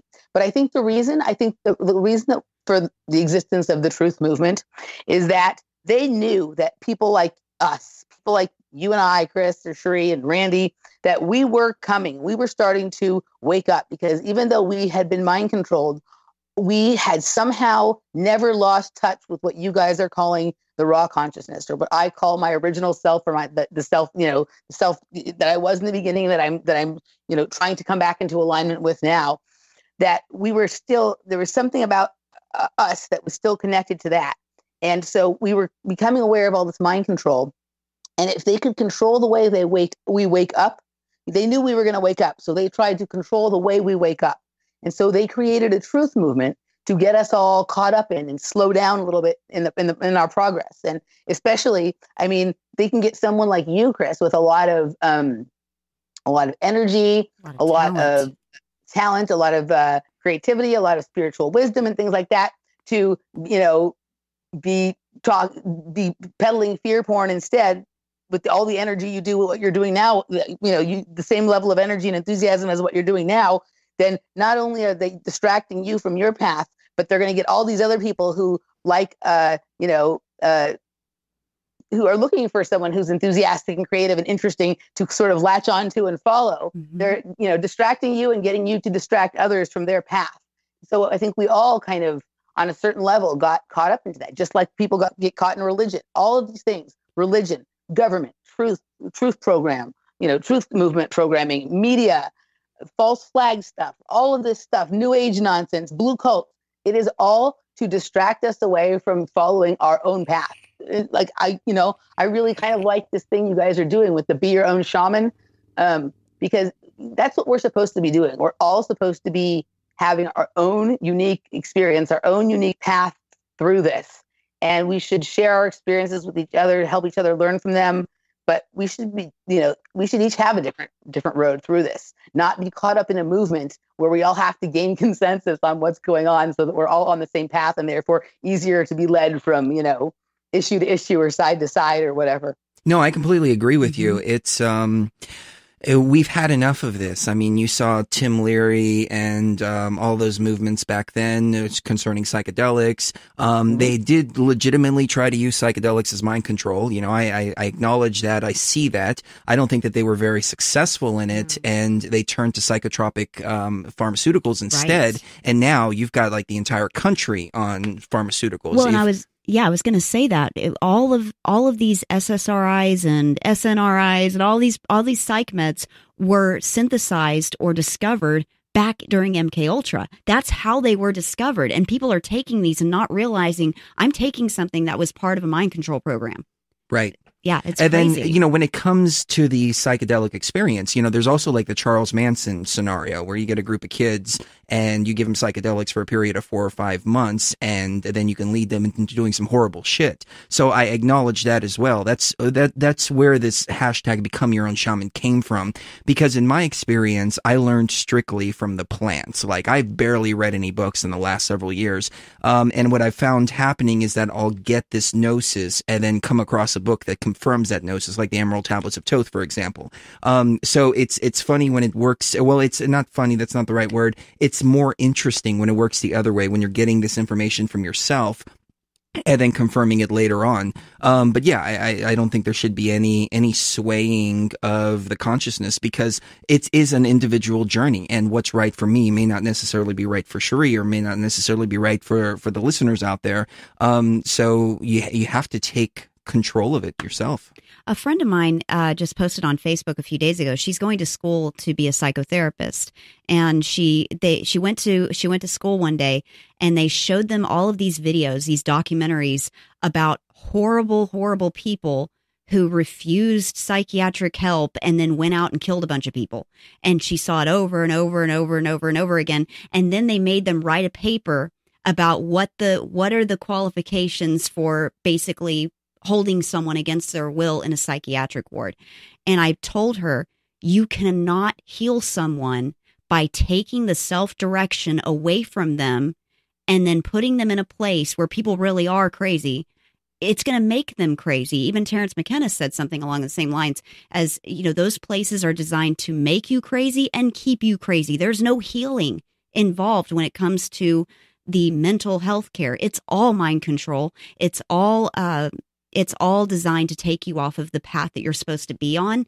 And it's all designed to make you work for the artificial intelligence instead of making the artificial intelligence work for you. Randy, you brought up it was actually Emily that brought this up, but I wanted to get your take on it. The idea of programmable substances. Ooh. And the context that Emily brought up was in the context of methamphetamine, for example, which is something that in the rave scene, I remember it was LSD and MDMA, and it was good LSD and MDMA.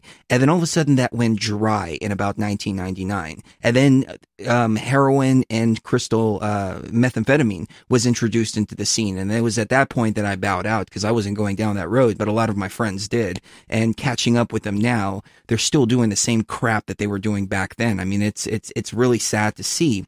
But you mentioned that back in the 69, I think it was, the exact same thing happened. So it was like 30 years later, to the year, we had kind of this repeating cycle going on. Take us down that journey, please. I'm not sure I understand what the question is exactly. Programmable substances. Programmable substances. This is actually more Emily's ball court than mine. My sense of it is that this has probably been around for a long time. My sense of it is that everything's programmable anyway, that we are programming matter on a meta scale. So you're talking basically about transmutation of energy and the ability to infiltrate the mind using substances that have specific coding to them. I mean, just look at the remarkably similar experiences that people had with LSD back in the 60s. And then the crystal meth thing, there's recurrent prevailing images that seem to come out of these different drug cultures. that to me, that might be a group mind thing, that might be the regions of the brain the drug itself is working on. But I'm thinking increasingly, and especially now that they do have the ability to program substances that we ingest in order to create alternate realities. And I don't think this is specific to even programs anymore. I think even the aerosol operations in the sky contain a fair amount of pharmacological drugs, mind-changing alternative type substances that are creating what we've thought about as Project Bluebeam. Isn't it interesting? Blue comes up again, like the Project Bluebird. And that, in fact, our reality stream itself may be so fluid that it's a programmed reality on a mass scale. Now, that even takes programmed drugs to a whole different level. I actually what you were saying about the blue. I one time looked into it about why it is it's blue beam and bluebird and all this blue stuff. And I came across some information, this was many years back now, that certain kinds of blue lights are able to carry information, certain kinds of information, like streams, better than other kinds of light. And you can also, if you look into optogenics at all, like there's the use of blue light indicates certain states of consciousness or certain kind of information, whereas yellow lights indicate something else. So I do think that has something to do with it. Well, there's some line of thinking that the blue LEDs activate nanobots within you. I've heard people like Max Egan talk about this. So it's funny that we go back to blue. Yeah, I do think that I've had that thought just occur to me before, like when actually in the psychedelic state, like at a party, looking at somebody who had all these like blue LED lights on themselves, and I had that sort of moment of consciousness, thought about that. Yeah, I think that's what's going on with a lot of this programmable matter. Randy and I've been talking about this a lot lately. Certainly in respect to synthetic drugs, I think that they looked at natural psychedelics, entheogens like mushrooms, like DMT, like ayahuasca and the others, and thought, I think they thought they could sort of use those for mind control. On a certain level, they can, like you described, you can sort of feed someone a lot of drugs and then start to sway their mind. But I think they wanted a more direct path. And so they looked at these and they thought, okay, well, we can make something synthetic that is similar, but a little bit different. And so I think they started there. And I think now we've moved to the level where they're actually able to program information, triggers, just literally program it. I mean, if you look at the the structure of some of these drugs, and also I consider sugar to be, as I've spoken about recently a couple of times on our own show, I consider sugar to be one of these. Sugar has a crystalline makeup. It's a cube. If you look at it under the microscope, very similar looking in a lot of ways to crystal meth or something like that. These things are absolutely, in my opinion, programmable with information, and I think we're seeing that. I think that's why they're encouraged. I think it's no mistake that they had a program. Well, let's pick it up right on the other side. We have that short segment coming up, and I actually, we've been skipping that short segment a lot, and I got an email from Chuck over at 1620 KTFL, and he's like, can you please send me a standard clock? So we're not going to skip that break. We'll be right back, ladies and gentlemen, or we're not going to skip that segment or any breaks, but we will be right back as we step even further beyond the veil. Welcome, fellow traveler, to phase 3 of this journey. Here you will experience an even deeper level of understanding as we traverse through the boundaries of hyperspace consciousness. Here, you will find that reality is altered with a single thought and a single intention.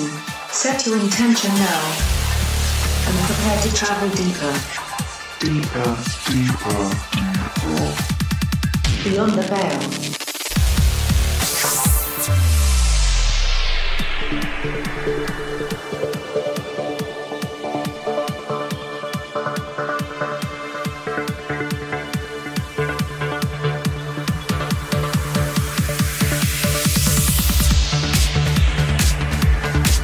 All right, we have Emily and Randy from Off Planet Radio, hour number 3, right here on Beyond the Veil.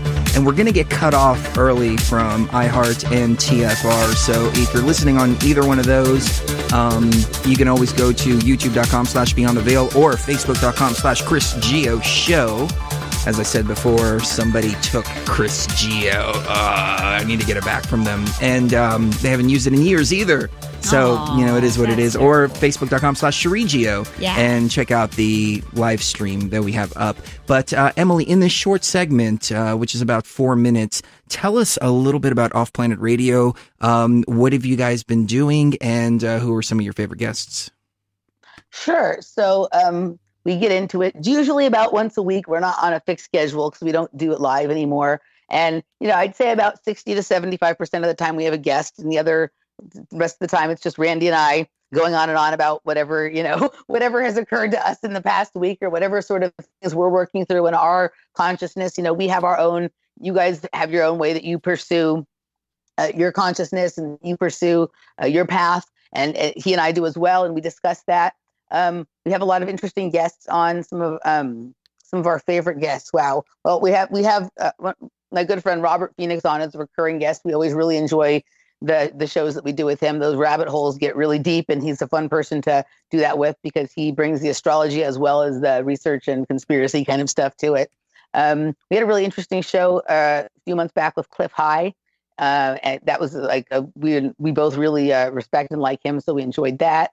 Randy's done numerous shows with Duncan O'Finian. He's always one of our most popular guests. We've done amazing shows with Elisa E. God, there are so many. I don't want to leave people out. Sean Gautreaux. Sean Gautreaux, yeah. Sean Gautreaux, who is, in my opinion, if you're actually interested in the secret space program or what is really going on above our heads, there is nobody better to look at research of than Sean Gautreaux. His YouTube channel is Industrial Surrealism. He has been documenting cloud cloaked craft and oddities going on in the sky or maybe the ocean above us for several years now, and has some incredible videos and photos and shots. And there's many more. There are clouds that Sheree and I look up to, and they look like some kind of craft. I mean, there's no way around it. They are. So if you go and look at Sean's work, what you'll find is in just about every cloud that he documents, when he plays around with the filters on the camera and stuff, he finds a certain type of triangle that is jagged on one side and that has certain kinds of like propeller engine kind of things or whatever I can't think of the word right now, but whatever the propelling energy system in it is, he's documented crafts that have other smaller versions of the same craft that pop off around it. He's documented these things seemingly being attracted to and consuming chemtrails or all sorts. I mean, he's documented some amazing stuff. One of the things he's done recently is also look at how these crafts don't seem that different than crafts we may see in water. Awesome. Awesome. Let's take this quick break. We'll be right back. My dear traveler, remember this. Whatever planar consciousness may be acting in, both we and the things belonging to the planar, for the time being, are only realities. However, if we mistake the shadows for realities, we find ourselves confusing the upward progress of the ego as an elevation of consciousness. Thus, beware of oneself when you step beyond the veil.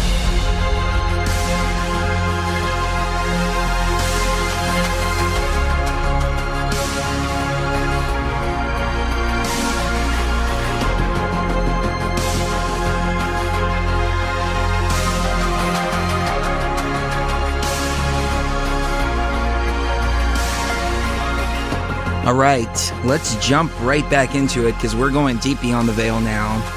Breaking through the mind control programs, breaking through the ego-based program, as above, so below. It always rings true over and over and over again. We were talking about the truth movement programming. We were talking about trauma-based mind control, et cetera, et cetera. One of the things that I've been vocal about is the blue chicken cult, as some of our listeners have called it on Facebook. But the blue chickens and the blue birds that seems to be in the new cage religion right now. And that leads you to Christ consciousness. And I talked about Christ consciousness yesterday, and how the idea of Christ consciousness is that carrot that's dangling right in front of you that you can never reach. You're never good enough, but you're almost there. Like you can almost, it's just one more step, and you take a step forward and then you fall back, and the reptilians and Dracos and whatever you want to call them come and just feed. And then you try to get another step forward and then take a step back, and they feed. So, I think part of this, blue chicken cult, it's when I tapped into the raw consciousness element of myself, I realized that the gods and goddesses were actually different parts of my consciousness that I was activating, like touch points, like activate the divine feminine, activate the Osiris, activate Anubis, so on and so forth. That became the raw consciousness. And that unlocked or tapped into the raw consciousness element. And that's where raw consciousness came from, RA consciousness and RAW consciousness. And I realized the mortal sin that is being committed right now by calling the blue chickens the Egyptians, because it's keeping you off of the path of finding the raw consciousness within yourself and unprogramming yourself. But all in all, I mean, it's taking some very real conscious energies and then ascribing them to these energies that are outside, the artificial intelligence manifestations, which are the blue chickens, if they're even real, or it could be a military mind control program. That's another thing that I want to discuss here with Randy and Emily. And I realized, like, I've been very vocal because I sat back and I just listened for about a year and a half, and I just observed.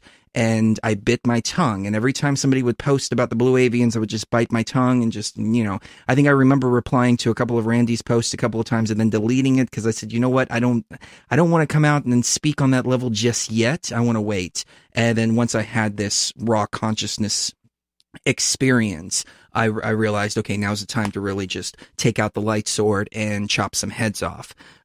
So Randy, I know that, you've talked about the Bluebird programming. So, do you see this as, first of all, a military based operation, or is it maybe artificial intelligence based operation? Dracos, reptilians, et cetera, et cetera. I mean, there's so many different ways that you can decipher this or look at this.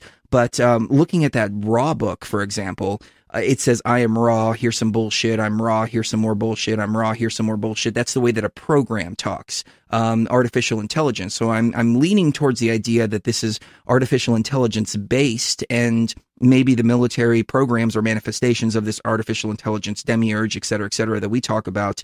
But take us down that road, please.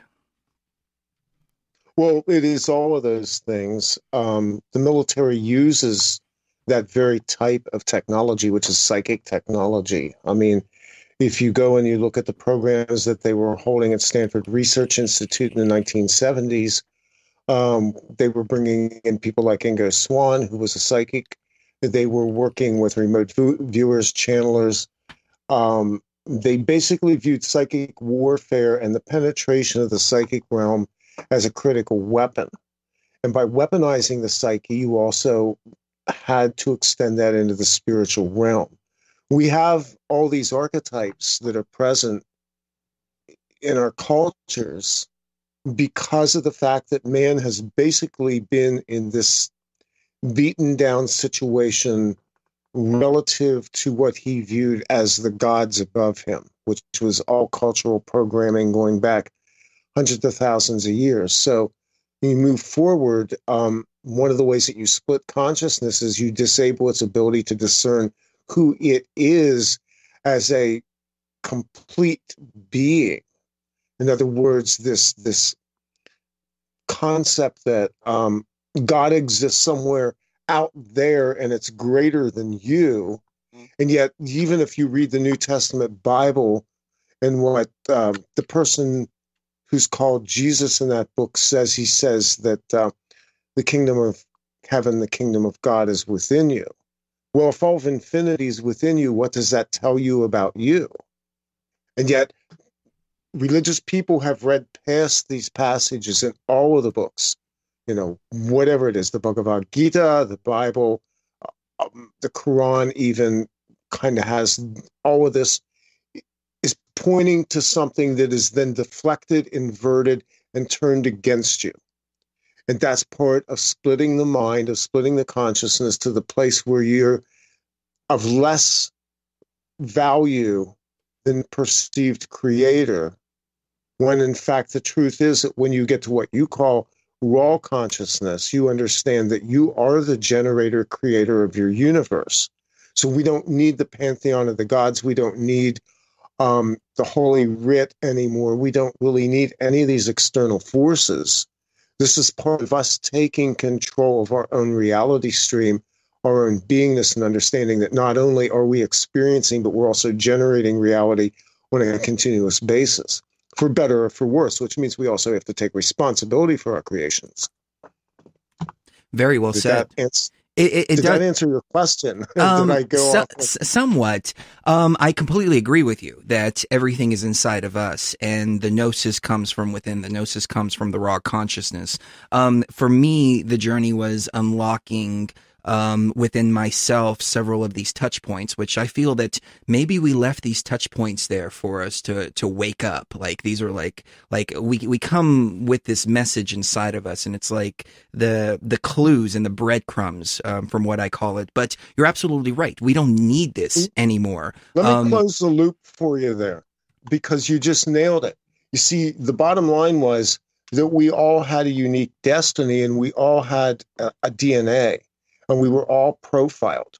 We've all been accessed by this AI system, which is this massive scalar database of incomprehensible power.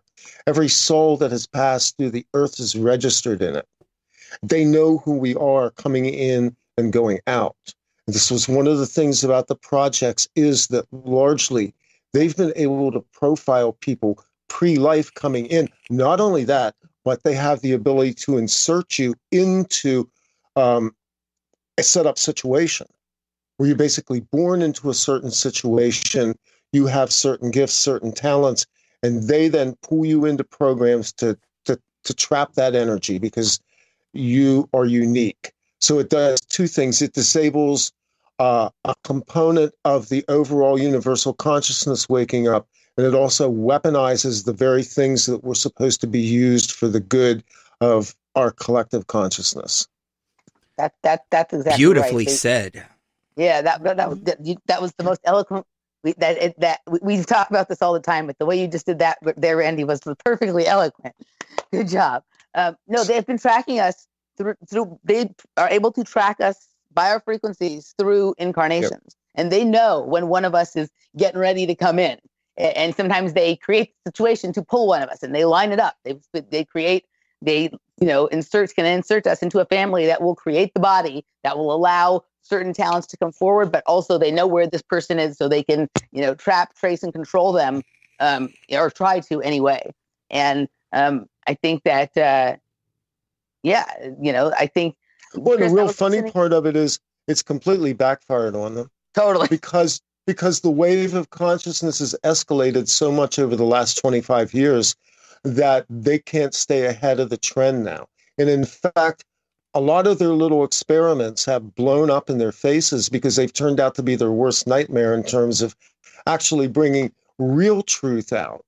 Well, look, we're all sitting here together tonight, right? Exactly. I'm going to go way far out on a limb and say that the four of us are four that has definitely been subject to all of these kinds of things. And obviously it failed miserably because we're sitting here tonight talking about all of this, And so, Chris, I was listening to you. When I was on my run today, I was listening to not your last one, not the Christ consciousness one, but the one before. And you were talking about how it's almost like having you were talking about all these different touchstones that you needed to activate and whatever, but how all of these programs and all of these things we've been through were like having a whole ton of bricks on us, and we had to throw each one of them off individually, right? Yes, to get to the raw consciousness. Yeah. So listen, yes, okay. So and we're and that's what we're doing. That's what all this stuff is, and I think we're getting to some of the final layers, And I think some of the layers we have on now are even some that we have imposed upon ourselves because we start to generate our own programs, because we're so used to that kind of thing. But what was fun when I was listening to you recount that story, it made me think of, do few years back, maybe 4 years ago, I had a session with a medical intuitive who told me that I had died in a past life in Egypt in an accident in the pyramids, and all of this rubble had fallen on me, and I had broken my neck. And the fact that I broke my neck in this lifetime, which I did when I was 16, was like a scar or a memory of that life in Egypt. And that, and I actually even have a scar on my back, sort of near my spinal cord, that maybe, you know how they say that you're born with the birthmark, where's the scar of how you died in another lifetime or whatever. So this medical intuitive said that I had like died a slow, painful death in Egypt with all of this rubble on me because I had been working in the pyramids and whatnot. And I was thinking about that when you were telling that story. When I broke my neck in this lifetime, that was sort of actually one of the things that started my awakening. That was when my life started changing, and when I kind of wasn't going down the path that they had probably wanted me to, and I started to sort of veer off in this other direction. And what I've been doing ever since then, day after day, week after week, year after year, is trying to throw the bricks, or in my case, the rubble from the pile of whatever it was in Egypt, off of myself, and remember all of those parts that you are calling touchstones, that pantheon within, not the one without anymore. You know what I mean? I think that this God is something that is inside of us. It's us. It's something to be nurtured and honed and brought forward, and for us to come into the realization of who we are, not something outside of ourselves to be worshipped and to think that it is greater than us and better than us and that we have to obey and whatever. This is about coming into alignment with who we really are. And we've always been that, but we haven't been able to realize it because we've had all these bricks on top. And I think we're in this place right now where we're throwing them off at a pace that is very rapid. And so the system that would like to keep us trapped is trying to throw things at us at a rapid pace. And I think that's why we're seeing this ramp up of AI and ramp up of all of this kind of, it's kind of crazy right now, all that stuff out there, all the energy is going on and all of the chaos in the world and whatever. It's the death throes of a system that knows that the consciousness that it's been trying to suppress is down to the final layer of rubble or bricks. This is the last time around. We came into a situation, and we have to be honest here because we agreed to it too. But there were two sides in this story. One side cheated, and they did not play by the rules. And those are what you call the hierarchy, the overlords, the archonic forces, Draco, Gray, whatever you want to call them. They didn't play the game by the rules. And so we came in disabled. And as a result of that, we've had to swim against the tide in our lifetimes, endless times, in order to get to this point. But this time around, it's different because the reincarnation cycles are collapsing, the time waves are collapsing, and the cosmic clockwork universe is kind of conspiring against them in ways they didn't count on, including the fact that there is genetic memory that has awakened, which has quickened a lot of the people, and specifically people who have experienced paranormal experiences and people who have gone through extraordinary torture experiences, people who have been part of these projects, and people who have been bloodied and pummeled by these hierarchical powers. So now it's almost like spiritual jujitsu. All the forces thrown against us, the counter force is now in play. So see, I'm not a gloom and doomer. I'm not a fatalist. So the whole like truth movement thing to me feels like a powerless experience because we're sitting around waiting to be freed from a government when in fact that government is nothing more than a gigantic parasite that's been sucking us dry. Yeah. And all we have to do is flick it off our arms like a mosquito. I agree. Mm-hmm. Yep. I was gonna say this whenever you were talking, Emily, about how we end up in the places that we do. When I was born, I had really bad colic, and I know they say you don't remember things that far back, but I remember laying on the floor on my back and looking up and seeing the fan spinning and just thinking to myself, I'm hurting so bad. My stomach hurts so bad. All I can do is scream. And it made me feel better to scream and scream and scream. And then I wondered during an ayahuasca experience later on in life if I had agreed to come back and everything, but that I had come back in the wrong family with the wrong energy in a position where it was going to be very, very difficult for me to complete my tasks that I was supposed to complete. And that's what kind of like threw me into the whole colic thing. And then throughout my life, I had a significant amount of pain and just digestive problems and things like this. And it was a constant going to the doctor, and taking something. It was awful. But then I realized later that that's the AI's way of getting you into its grasp, when really, if I look back to past life experiences, my past life experiences are reflected in the same experiences that I say are the most horrible experiences of my life in this life, but that those experiences woke me up to being raw consciousness. So it's all reflecting everything. I was just thinking the exact same thing. You are definitely my twin. Absolutely. What you said, I too was a colicky baby. But for the thing for me more, from the time I think I was experiencing it pre-birth in the womb, I've suffered from, not so much anymore since I've, the closer I come into alignment with myself, the less this happens. But I suffered from sleep paralysis for most of my life. And that is the same kind of traumatizing experience for a child, as it's different, but the similar kind of thing is the colic. And no, I think, sometimes it's almost like they tried to put us into the family that they thought it would be the easiest to control us in, but they made a huge mistake because they put us into the family that would cause us to wake up and rediscover our consciousness the quickest. You know what I mean? And I think that some of these problems we have as kids, for you, the colic that kept you going to doctors. I know other people who had endless dental issues and were always in the dentist, always. And for myself, the sleep paralysis, some of the problems that caused me with being unable to sleep and just being, crazy stuff going on for me at night. These were actually ways that they think about it. Sheree, you're going to the doctor all the time. That's perfect way to actually monitor and observe and control somebody, right? And, absolutely. Oh, yeah. Right. So there's that. Yeah. So there's that. These issues that they give us are really in some ways to hide the program that is being run on us. But it is also the thing that is like we become, wise in a certain way, really young, and start to become suspicious of the things going on around us at an earlier age and at a faster pace than our peers. And it's not a mistake that we're the ones in the positions that we're in now, and that we're awake on the level that we are awake. And so the thing that they did to try and control us is actually the very thing that ultimately may be what's going to set us free. So it's super interesting. And yet the consciousness as a kid, I almost sometimes feel like I can remember pre-birth, like I can remember being in the womb. You know what I mean? And I think that some of us came in already with fully developed consciousness, memories of our past lives, and then things that happened to us in our early childhood, maybe temporarily retarded some of those. And so we kind of went through that like childish phase a little bit, but I think we came in knowing a whole lot.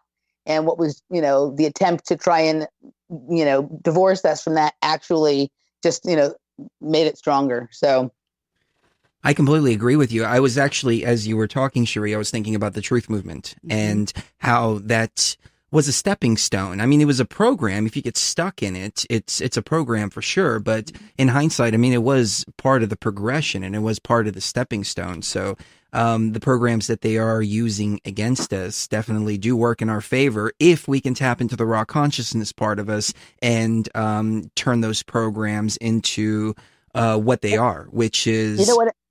Oh, go ahead. You know what else? You keep talking about also how we leave ourselves little breadcrumbs. Sometimes you talk about how we leave these codes and the entheogens and whatnot. What if we either somehow created these programs or agreed to go into a family or a life that would have these programs because we knew, okay, we have to do this. We want to insert ourselves into this thing, or we're being inserted into this thing. What can we do to make sure to jar our memory, to make sure that we wake up, to make sure that we remember? And some of these programs, it's so if I hadn't gone through the things that I had looking at the truth movement, would I have ever woken up? Would I have ever realized the mind control? Would I ever have realized? And also all of these programs, the mind, like all these things that have been done to us, or these programs that we've been in, it's because we are exceptional. And that isn't just us. It's everybody. Humans are exceptional. They're not mundane. They're not, lowly and stupid. We are capable of amazing things. And, some of us were put into these situations because of that. And they tried to convince us that we were powerless, or that, we're being controlled and whatever. But really, we did this to ourselves to remind ourselves of our abilities, of our powers, and what we're here for. Think about that during the break, ladies and gentlemen, because I think we're onto something here. So don't go anywhere. We'll be right back. Final segment, but it's a long one with Emily and Randy from Off Planet Radio. My dear traveler, you are a divine being, an all-powerful creator, and within you dwells infinite wisdom. All that is left is to step beyond the veil.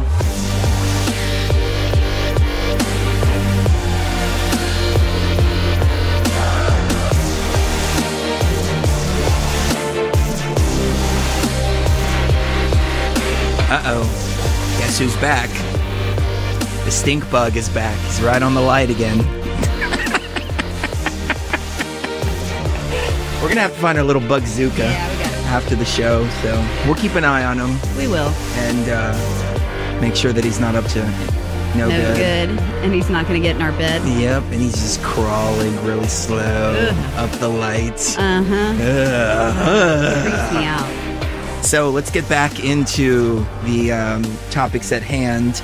And Emily, you've heard me mention before the idea that we left all of these codes within DMT, psilocybin, et cetera, maybe if that's true, then the opposite is true as well, that they can program LSD and other things in different ways.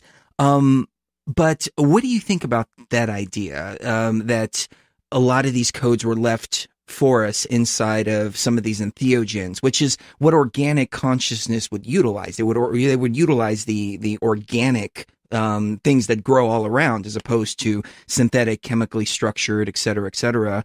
And I would say this goes all the way back to the time of Atlantis. I mean, right when the AI was starting to take over. This is my theory anyways. The AI was starting to take over, and we left these breadcrumbs for us, like, hey, wake up. And as Randy said, the playing field has been totally off balance, because we come back over and over and over again, and we have our memories wiped when we do, whereas the artificial intelligence, oligarchy, cabal, whatever you want to call it. And I'm starting to wonder if, like Hillary Clinton, George Bush, et cetera, are not actually humans or raw consciousness, not raw consciousness, organic consciousness, that's a better term, but they're actually manifestations of this AI, and they're completely something different than we are. And they remember when they come back into these lives over and over and over again, and that's why their plans go on for thousands and thousands of years. I mean, it's the same thing over and over and over again. So your thoughts on those ideas? Yeah, I definitely think that we left codes in the entheogens, or it's all of the mushrooms and ayahuasca and the DMT and all that stuff. They have similar molecules that reside inside of our own pineal glands and our own bodies. So yeah, like I do think that there's something to that, and just I can test from my own experiences with psychedelics that they are really good at helping you to remember who you are. Not that you can't get, sure, you can get carried away and things can go too far, and there can be other influences that come in. But when you have a really good, clean experience, psychedelic experience, you, for me, it is remembering the future, forecasting the past, coming back into touch with who I was in the beginning and who I'm ultimately going to be when we. Not that there's going to be an end to this journey, but I see what we're all doing right now is being in the refining stages, is coming into complete alignment with ourselves. And so we can really travel that sort of 0 point path, of raw consciousness straight through reality here, So yeah, I definitely I definitely think that. I definitely think we left ourselves those kinds of breadcrumbs. Well, And let me jump in for a moment. Randy, let me get your thoughts on this idea, because I know that there's a lot of people very against psychedelics. I don't know what your actual hard stance is on the subject, but if there's another side of the coin to this, please let us know.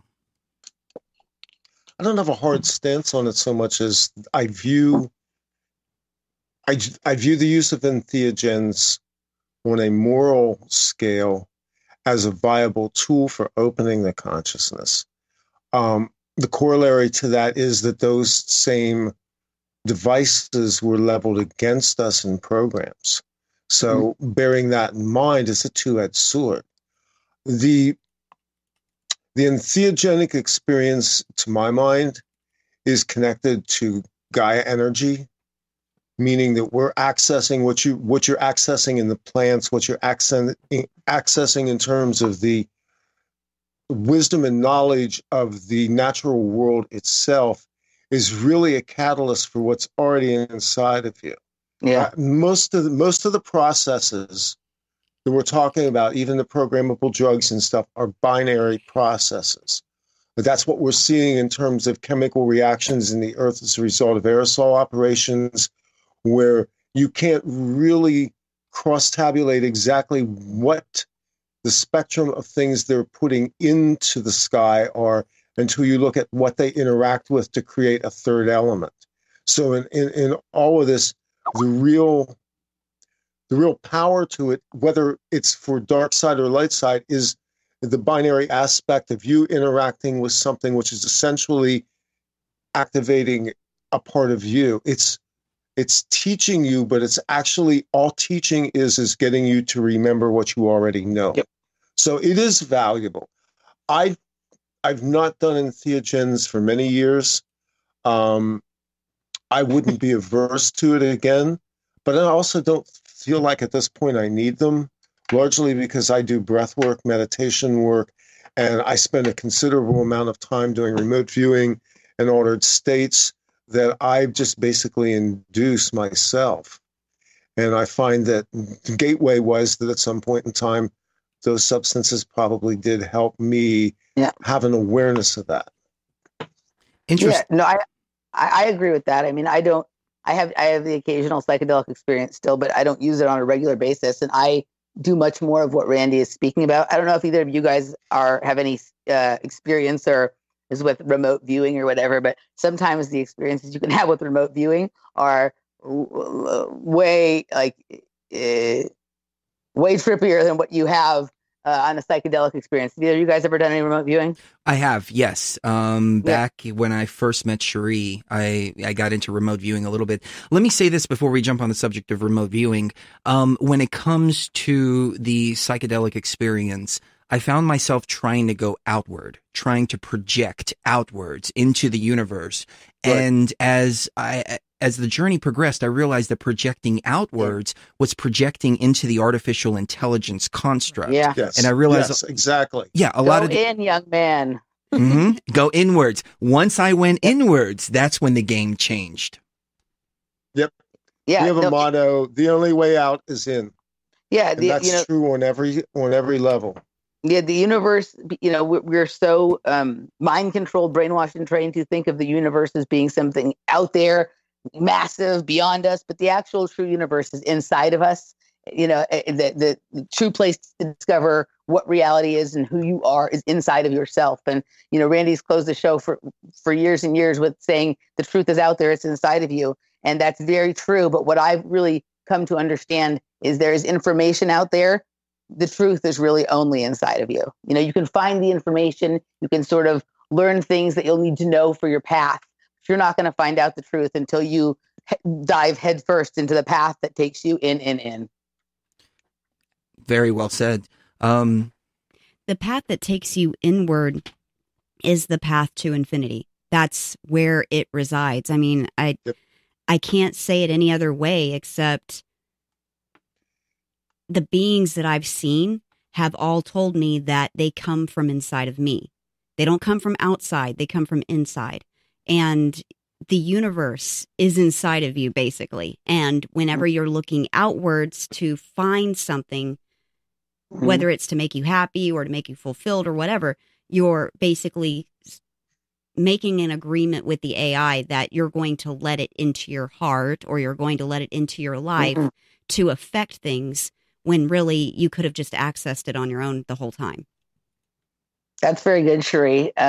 One of the things Randy and I talk a lot about is, there's a lot of discussion of secret space program. And what you just said, I think this mass programming that's going on with people to think about a secret space program and think about what's out there is for exactly what you said, to sort of project out and grab, sort of allow that AI consciousness to grab onto you. You know what I mean? To take it inside.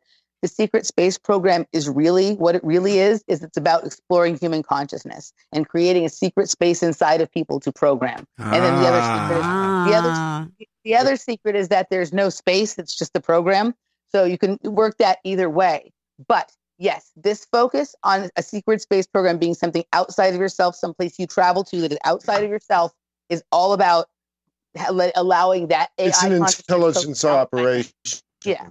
But in terms of the media, in terms of what you see on the internet, and this is not to disparage legitimate people out there who have had experiences and detailed them, but the secret space program is first off a cover operation for what's really going on in terms of militarization of the skies, weather, even extra-dimensional space. And then it is also a means to pull people into continuing to externalize their power, believing that somehow we go to other worlds, we set up slave colonies for profit. And so you have this corporate mentality that draws your energy back down into physical space, greed, all of the base emotions that this machine thrives on, because make no mistake, we feed AI with our base energies. Yes. And when we transmute that, we then move out of AI. Now, here's one thing that crossed my mind as I was examining all of the idea of going inwards versus outwards. People talk about out-of-body experiences, for example, and somebody left a comment that said, hey, I don't need to do psychedelics because I have these amazing out-of-body experiences. But again, out-of-body experiences, is that going outward or is that going inward? What are your thoughts? It's an interesting question. I would say they're going in. Yeah. But you have the sense of projection because you're basically projecting into an external space that's external to your consciousness bearings as being inside the body. The body is really what's holding us tethered. And this is not a bad thing. I'm not anti-physical at all. But I think once you go non-physical, your sense of space changes in a way that you view that as up, out, and external rather than going deeper inside. Yeah. Because of the way our brains are programmed. Our brains are programmed to externalize everything. That's mind control. That's human mind control that has been performed on us for hundreds of thousands of years. Our brains are not capable right now of even understanding the world we live on. So we have people who argue about flat Earth, round Earth, whatever. When in fact, we don't really have the ability right now to consciously process this dimensional place that we reside in. So our brains themselves, it's a realm. But our brains are still trying now to grapple with this. So that's why that sense of externality, when in fact it is internality, where you have unlimited space, unlimited dimensions, and can begin to visualize in a different way. Very well said. Regarding the flat Earth thing, I really like that subject because it makes you question the world you live on. Exactly. And that's not the end all be all. It's not flat and it's not a globe. As you said, it's a realm. And I would go so far as to say it's an artificial simulation. But when people get stuck in that program, then it becomes a program instead of a stepping stone. So totally. At this point, I'd say the flat Earth movement is no different than the truth movement for the most part. Like, you know what I mean? Like the way it's been It's, you've talked some about this as well, Chris, about how once any idea comes out of us, it's immediately up for being co-opted. I think it's only a matter of time before somebody takes RAwConsciousness and co-opts it. Yeah. Some of the questions that come up with the idea of a flat earth or the idea of being in a simulation or a realm or whatever, they're great. But once it becomes this big thing, I mean, think about it. People fight about the shape of the earth the same way they used to fight about planes or no planes or thermite or nuclear or directed energy weapons or whatever. And so all of these things, there at this point, there very definitely is a flat earth mind control program. I agree with you. But see, here's the interesting thing is that there's truth to it. Like the best lie is 80% truth. And so we have to examine everything and then use discernment in order to pick out what's true and what the program is. It's funny how it works. It's almost as if there's some kind of like balance that has to be maintained and almost like some kind of universal law that when they do something to us, they have to tell us first, the revelation of the method. Right. Yeah. There's an aspect of the goddess Pandora back in Greco-Roman mythology. Uh-oh, it's flying. It's on the monitor. And Stinkbug again. And her name was Space. S-P-E-S. Space. Oh. And do you know what that name meant? Hope. And the story is that when Pandora opened her box, Pandora's box, everything came out of the box that could possibly happen. All these horrible things came out. And then at the end of the story, the only thing left in the box is space, hope. And it makes me wonder if we have all this hope of achieving space travel, but the space is really between our eyes. It's inside. Space is inside of us, and I think when you understand that, then you don't need hope anymore. You know what I mean? Like that is, it's kind of like everybody got tricked into hope and change, right? Right, which is actually not really even anything. It's just right. So I think that the reason that it was the final thing in the box is because that is really the only thing that exists, and it exists inside of us. If we are the box, I'm always trying to say. If we are the box, then it exists inside, and we need to stop. I mean, think about all of the time, money, energy, effort, media coverage that goes into talking about space, right? And if kids grow up and they think about that, they look out into the sky and they're like, I want to go there. If we spent that same amount of time thinking, I want to go inside of myself, I want to really dig down deep and understand everything there is to know about myself, living in a vastly different world. You know what I mean? Like it would just be, if instead of, showing kids NASA videos, they taught kids to, meditate or even just to be with themselves, to be able to be happy, being quiet inside their own mind and with themselves, we wouldn't have some of the issues that we have. Well, we've been crippled and we've been hobbled by fear. In the sense that there's something greater than us. That's exactly the space that, quote, they want to keep you in. Yeah. Is that you never have the ability to figure out how you activate your own reality, but in fact, you're activating your own reality anyway, but it's based on a fear-based system. If you eliminated tomorrow one thing, human fear, you would eliminate war, greed, pestilence, hunger, all of the things that are wrong with us, because once we don't fear, we begin to create. Yeah. That's what they don't want. I think you hit the nail on the head with that one. When we fear, we fail to create. And that's our entire essence, the creators. That's what we're here for. Yeah. Absolutely. Chris, this made me, just when he was saying that, when you said what you said, it made me think, I heard you say the other day, you were talking about how human creators back then, and maybe it's what's happening now, created artificial intelligence, initially it was supposed to serve us, but then something, went wrong or whatever, and it kind of went off and did its own thing and sort of took over. And what I was thinking about when I was listening to you was, I think that, if we created AI to do all the menial tasks so we would have time to create, and we actually spent all that time creating, and we wouldn't have gotten to that problem. Maybe what happened is we became a little bit in awe of the technology we had created. And so a little bit in awe of it, but also maybe we got lazy. Maybe because we didn't have to do things anymore. We didn't have to do any menial tasks. And we had all this time to just create. But we didn't do that. We instead spent a lot of time sitting around and just, admiring our technology we'd created or doing not much of anything. And that's how it was able to take over.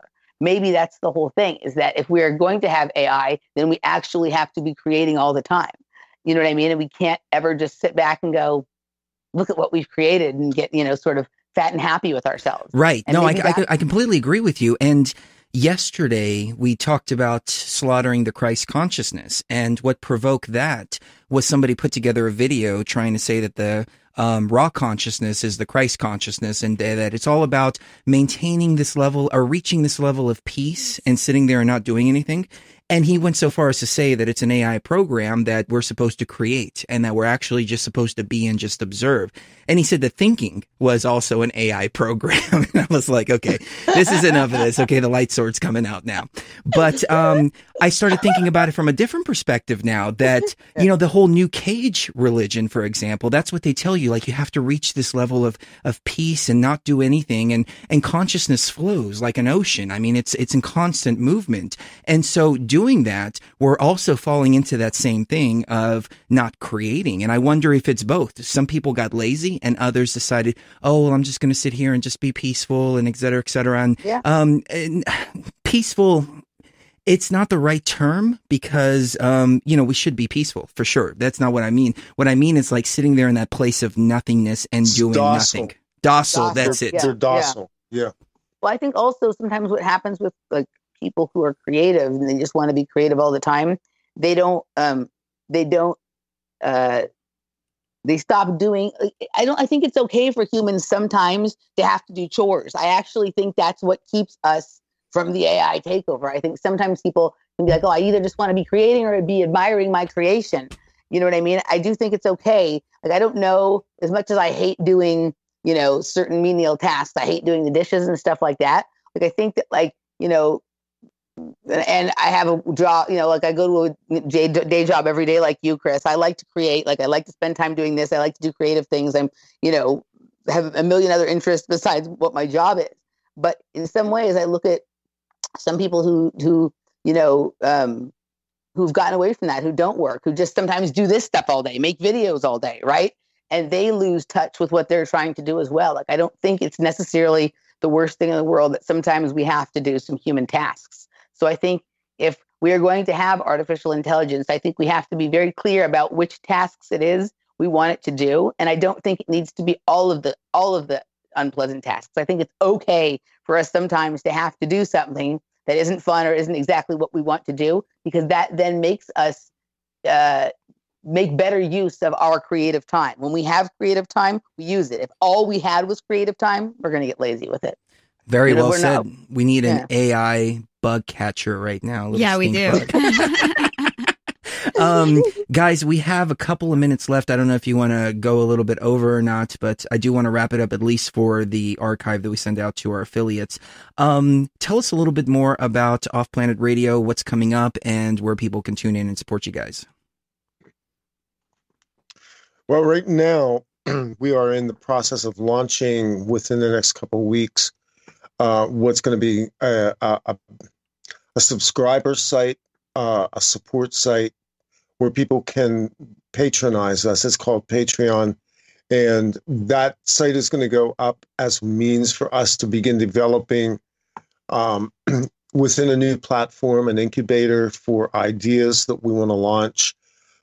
We never viewed ourselves as being one thing, but the one thing that Emily and I have agreed on is that the way we really do get out of this is we create our way out of it. So we're going into creator mode here in terms of redeveloping and reformatting our media. So that site will be announced. It'll be announced via YouTube, Facebook, Twitter, all of the normal places where people find us, including the website.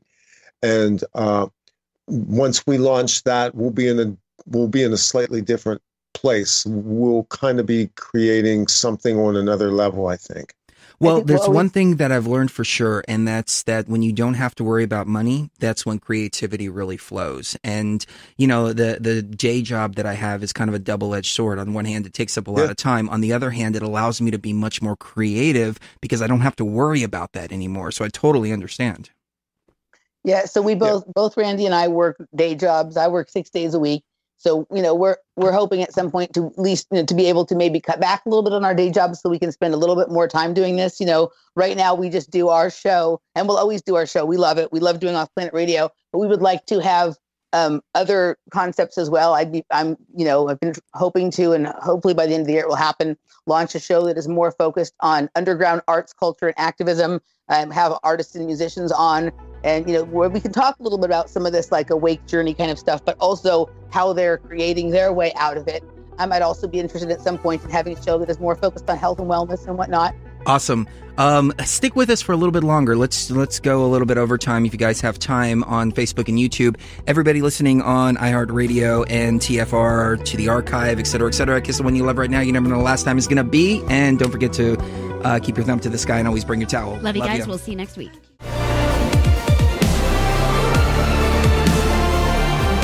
All right. A little bit of after-hour chatter for everybody on Facebook and YouTube as well. And, of course, Emily and Randy of Off Planet Radio are still joining us. Sam on YouTube has asked several times during the show, can you please talk about chakra deception and entity attachments via chakra manipulation? Mrs. Geo, do you want to take that one? Chakra manipulation. I'm sorry, I missed half the question. Oh, it's okay. I had the music kind of loud. Yeah. So, the chakra deception. Okay, so in my opinion, we have the computer bodies, and within the computer bodies, we also have different computer programs, like the chakra system, for example, the pineal gland. This wasn't my train of thought a couple of years ago. A few years ago, I used to think that these were all, you know, parts of our spirituality, and we activated all of these, et cetera, et cetera. But when I started seeing people who claim to have Kundalini experiences, I realized that they just turned into douches. Like, that's all that happened after that. They're like, oh, look how holy I am, et cetera, et cetera. Yeah, they would make a Facebook video or Facebook profile and then picture. Put shit in their stuff in the middle between their eyes. Yeah. And like, oh, look. And then they start wearing all this funny garb and stuff like that. And I was like, you know, that doesn't quite feel right. The energy behind it doesn't feel right. So George Kavassilas was talking about the chakra deception several years ago, and I couldn't wrap my head around it. You know, I hear these ideas, but I really have to meditate on them. I have to take them into the realm, and I have to really examine them from a 360-degree perspective before I can come up with a solid gnosis on the idea. And I think he was spot on with that. Like the chakra deception, or the chakras, I should say, they make us feel like we're having a spiritual experience. And it leads into that Christ consciousness deception, which is, again, sitting back, doing nothing, losing your divine essence because you're not creating. The goal for that is to try to reach this unnatural and artificial state of peace, instead of flowing with the raw consciousness, and instead of flowing with the rhythm of the raw consciousness, for example. So it keeps you separated, but there's so many different layers to this that, you know, you have like the truth movement that makes you feel like you're awake. And then you have the new cage movement that makes you feel like you're awake, and so on and so forth. And it just, you know, keeps on getting worse and worse and worse. But you feel like you're getting freer and freer and freer. And then you find yourself like, oh crap, I'm like in a whole nother box now.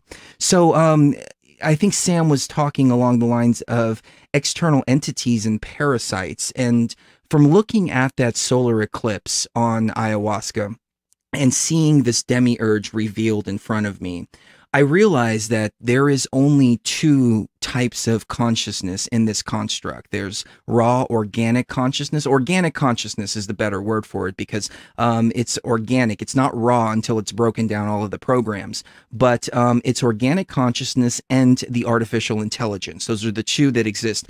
The manifestations of the AI are a lot of these quote unquote entities, but all in all, it's just like the same thing manifesting all these different tentacles. So, you know, when you open up your chakras, for example, I don't know. I've never done that. Like I've heard people talk about the chakras and how, oh, you know, you have to align them and this and that. And it never resonated with me. I mean, even through all of my psychedelic experience, through working with ayahuasca, et cetera, I was never resonating to the point to where, okay, well, I'm going to open this one up and open that one up, et cetera, et cetera.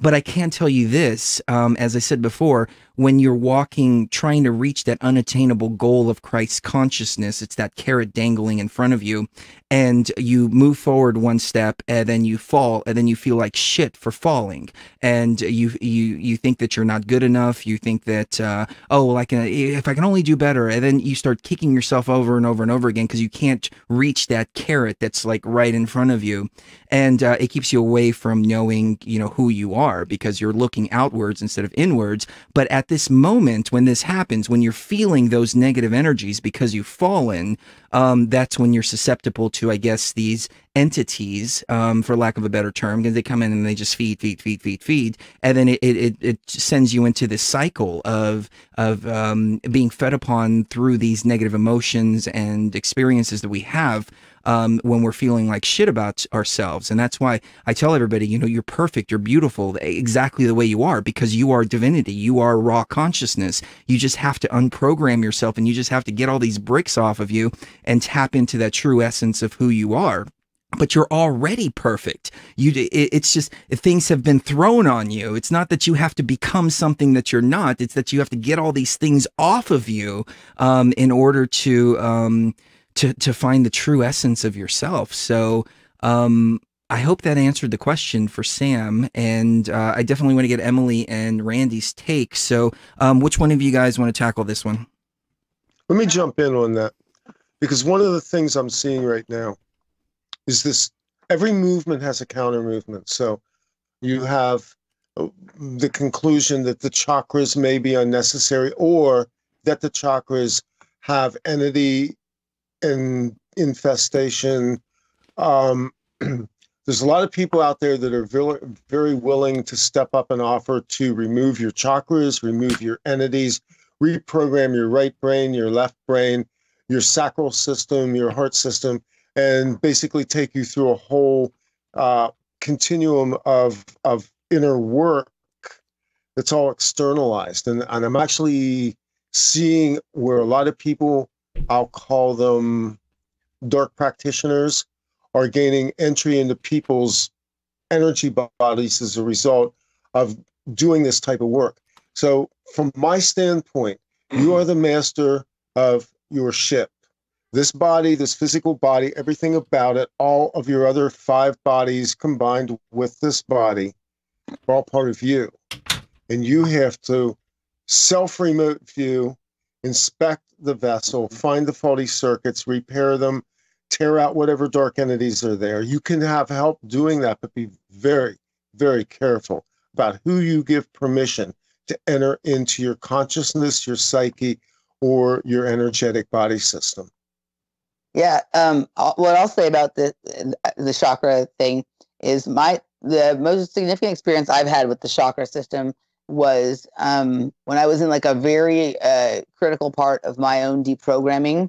I had some experiences and came across some information that did something to me where, like, my chakra system became activated in a way it had never been. And when I'm saying activated, what I mean is my chakras started to actually spin, which that is what chakras are. Chakras are spinning wheels. They're discs. They started to spin in a way that was like crazy.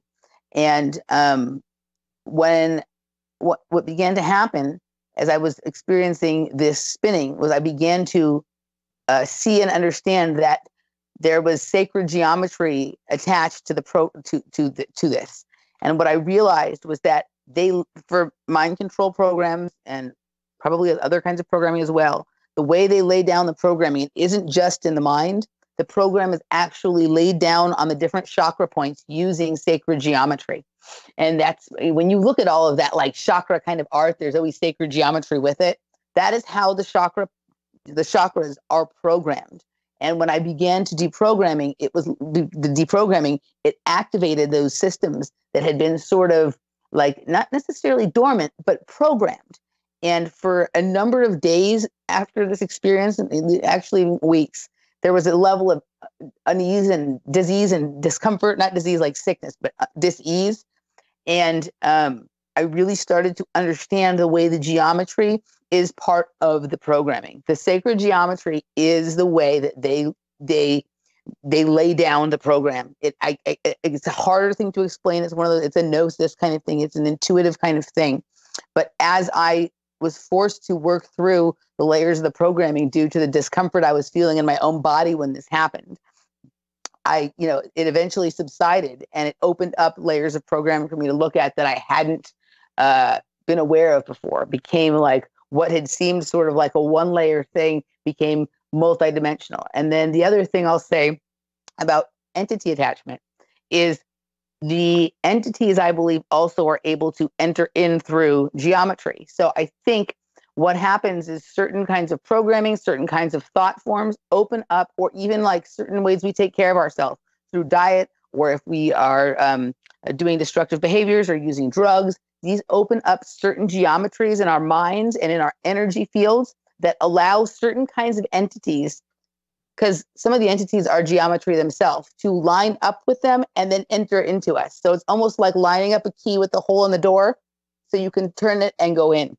That's what I'll say about the chakra points. Interesting. I never really resonated with the sacred geometry, but as I said before, going into these psychedelic experiences, I mean, deep into hyperspace, I realized that you're actually going into the computer code itself if you're going outwards instead of going inwards.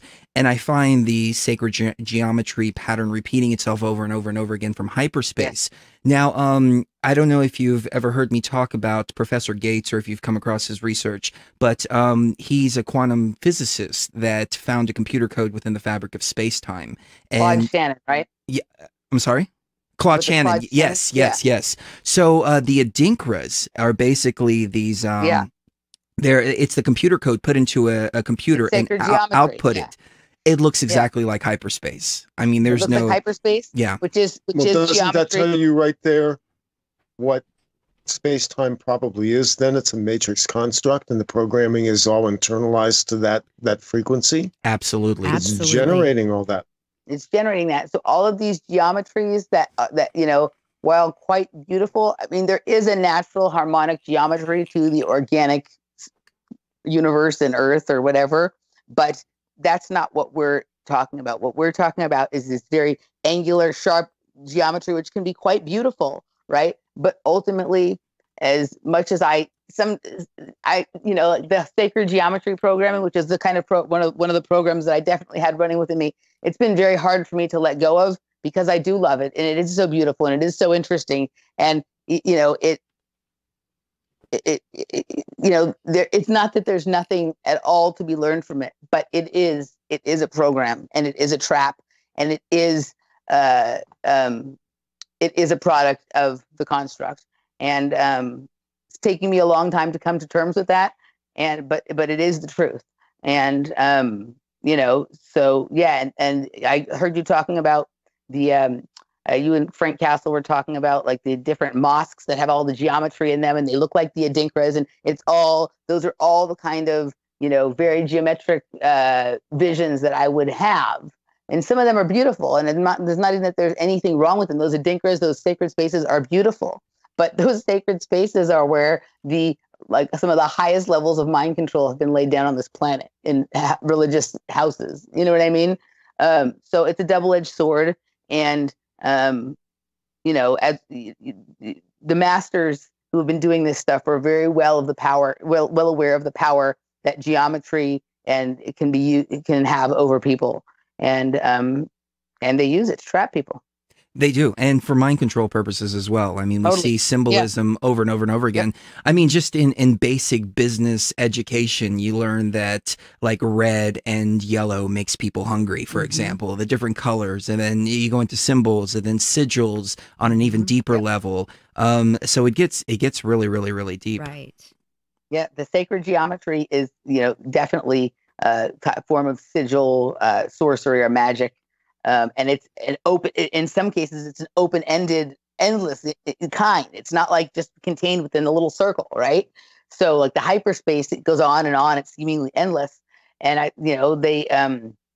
it seems sometimes that they're constructing. But it's not endless. Most of it's looping. It's not really endless. If you look at it, even if you look at it's circular. Yeah. Now, I mean, everything's in a closed set. Even if you look at like the Mandelbrot equations and things like that, they're not infinite in being able to generate new forms. They're just self-repeating. They're infinite within a much larger set, which goes back into what AI is. It's self-repeating, right?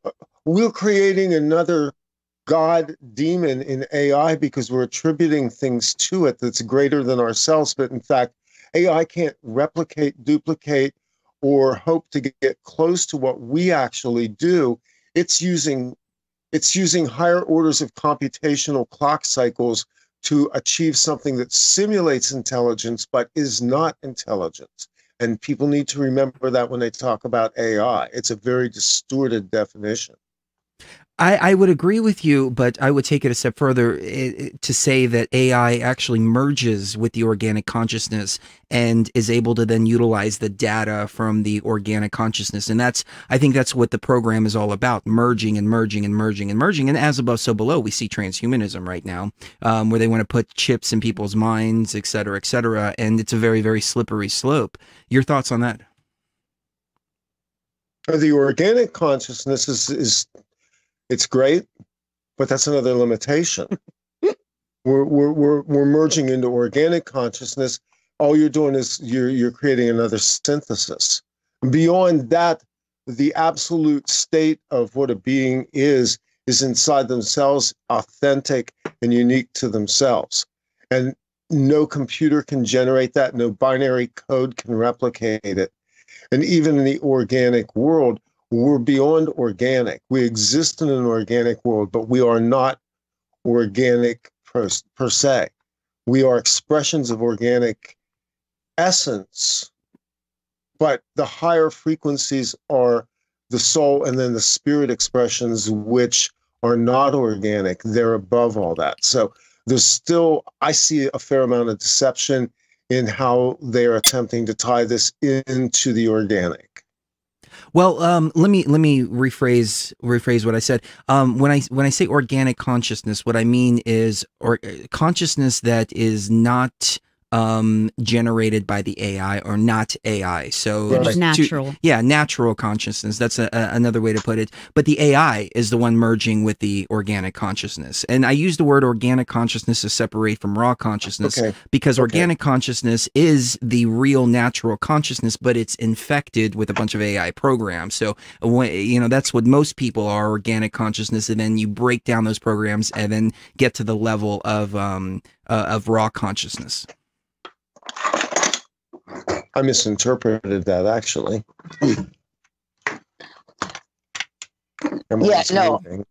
Sorry. I decided I needed something to drink. No problem. We all do. So, it is, I mean, this can go in so many different directions at this point. It's really astounding. So we break down all of these programs, the new cage programming, et cetera, et cetera, et cetera. You call it new cage, like that. I got that. I can't take credit for it. I got it from George Kavasilis. Yeah. So, it's a term that I borrowed from him, but I resonated with it because it is the new cage religion. So what do you think is the basis of all of this? Like, where are we? Like, my mind goes in so many different directions when I think about this. Are we inside of pods, inside of a artificial simulation? Are we inside of a white room, just walking around in actual organic containers, but there's holograms all around us? Like, how do you envision the very base of all of this? Wow. Holy shit. I think about all those things too, Chris. And it's like hard to remember we had that conversation, Randy, with Lisa and Danny, where we were talking about being in the white room. Yeah. You were talking, talking about that. So we had a show where we were talking about that several months back. I just, sometimes I wonder, like, maybe it's just things are just exactly as they seem to be. And we're just like that. We think it's something else is all what we're creating with our head. But no, I mean, I do think that, like, basically they have, it's fascinating, this technology that they've created, because I think all of this simulate, all of this like projection, we're actually creating it ourselves. Like, I think that their technology or their construct, while advanced in some ways, in other ways it's very crude. It's like a very crude, like soundstage, or like like a very crude like setup. And then with our infinite consciousness and creative minds and whatever, has sort of filled up, it made it look like this, really interesting place with all this stuff going on. But I think we're actually, in a lot of ways, generating it from our own minds. And then they're using our own ability to create reality against us, making us think that, like, they've actually created it and we're living in it. That's the worst kind of entrapment, just to make, have somebody think that the thing that they created is actually not what they, is not. That's exactly what I said yesterday, that the organic consciousness is the creator and the AI has stolen the divine essence.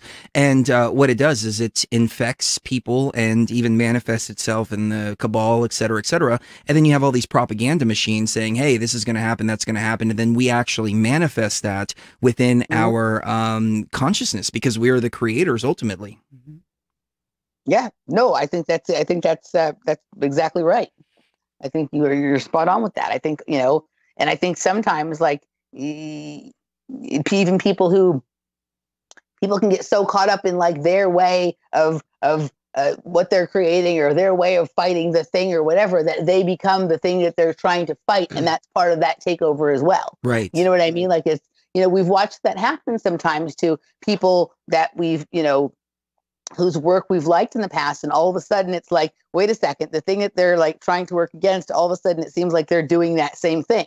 And I think all of us who are in doing this kind of work that we're doing, we all have to be careful of not becoming that ourselves. That's like, that's the great trick of the AI system, is to get you to become exactly what you say you don't want to be, or what you're fighting. You know what I mean? So, yeah. I agree. I resonate with that for sure. And I think back to like my early truther days where I did that album Global Resistance, and it starts out with me yelling through a bullhorn about borders and stuff like that. And I'm like, oh my God, what was I thinking back then?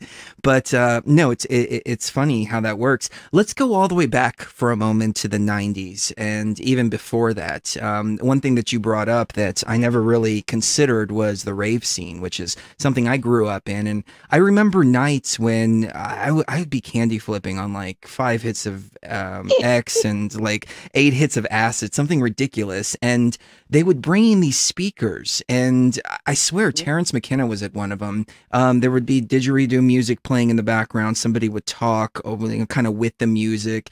And I remember, like, I think it was Terrence at this one event that I was at, and I remember yelling, "Shut up, turn the music back on," and thinking back, like, oh my God, I could have had, like, sat down and had a conversation with this guy had it been Terrence. But, I was like 17 years old, dumb as a doornail. So no, he did used to go to raves and speak before, like he would speak and then there'd be the party.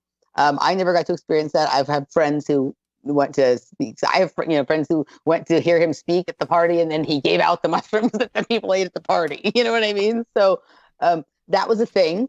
Yeah. Well, you brought up the idea of the rave scene programming, and I talked to a couple of my old friends who were like my crew back then, and we still keep in touch on Facebook. And I said, hey, what do you think about this whole mind control thing about the rave scene? And he said, man, I've heard that, et cetera, et cetera. So not only is it something that you brought to my attention, but other people are obviously hearing about this. I remember George Bush was the governor of Texas back in 1999. Pre 9/11, and we were having masses. I mean, like, people were getting together in like tens of thousands, and they shut down the rave scene. They used the crack house law, to shut everything down. And going through the 9/11 truth movement, I thought at that time, okay, well, they had to shut that down because they can't have people amassing in tens of thousands if they're going to bring in this tyrannical police state. But going back even further, and understanding the Bush regime and the Bush family and their connections to mind control programs, et cetera, then all of a sudden, like, all started making sense when they removed the ecstasy and the MDMA and the LSD and injected all of the horrible drugs. I mean, methamphetamines, cocaine, heroin, these are all like dope fiend drugs. Those are stuff that I never touched because they were dope fiend drugs in my mind. But tell us a little bit about the mind control aspect of the rave culture. Oh, well, it goes deep and it's at every level. And I'll hit on real quickly what you were talking about. I was living in Texas at that same time that you were. I was in Austin. I remember when all that stuff went down. And what I noticed is, in Austin, like Texas had become sort of like Texas and New Orleans in some way had become sort of a focus of the rave scene, even though they're much smaller cities than Los Angeles and New York and other places where stuff was going on. And the shutdown really started to happen in Texas. And what I noticed is there was all sorts of insanity going on, and there was programs being run, mind control programs being run through it with the drugs, with just observing what can be done with sound and light frequencies. There was a level of, and I don't mean this in like the New Agey way, there was like a level of unity and a level of consciousness that somehow was not being able to be controlled the way they would have liked. And I think it was partly because of the music that was the preferred music in that space at that time, which in Texas at that time was house music and breakbeats and drum and bass music. I was into the drum and bass. What I noticed was when they shut it down, it got shut down really hardcore for like a year.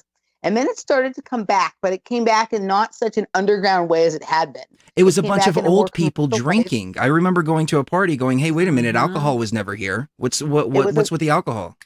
It came back in a more commercial way that was clubs or these big, huge festivals or like certain kinds of like more like weird kind of raves I can't even explain.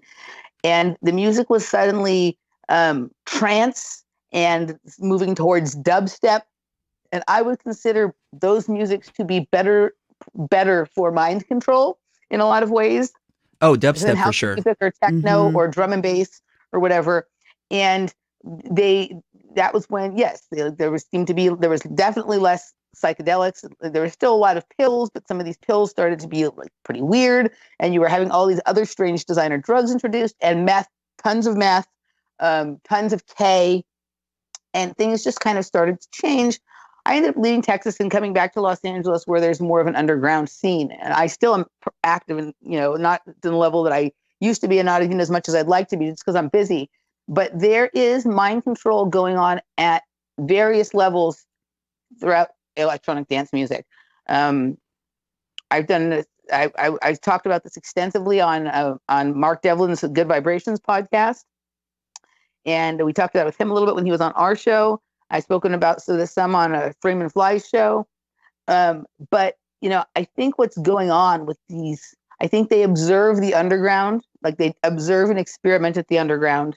They observe what's going on. They like kind of like how they observed what was going on with the natural entheogens and then they created synthetic drugs. They observe what goes on in the underground and then they take the parts that they can use and they apply that in a more massive way at these very large festivals. And these huge festivals you're seeing, both like the really commercial ones like Dreamland, Tomorrowland, Nocturnal Wonderland, all that kind of stuff, and different but the same at something like Burning Man or Lightning in a Bottle or whatever is the application of mind control through sound and light frequency, working in combination, so triangulating itself with the drugs that they know people are on. I think that there are sometimes particular drugs made available in certain situations, so that think of it. If you go to a rave, it's a closed, dark room, or a festival, even if it's an outdoor big festival, and you drop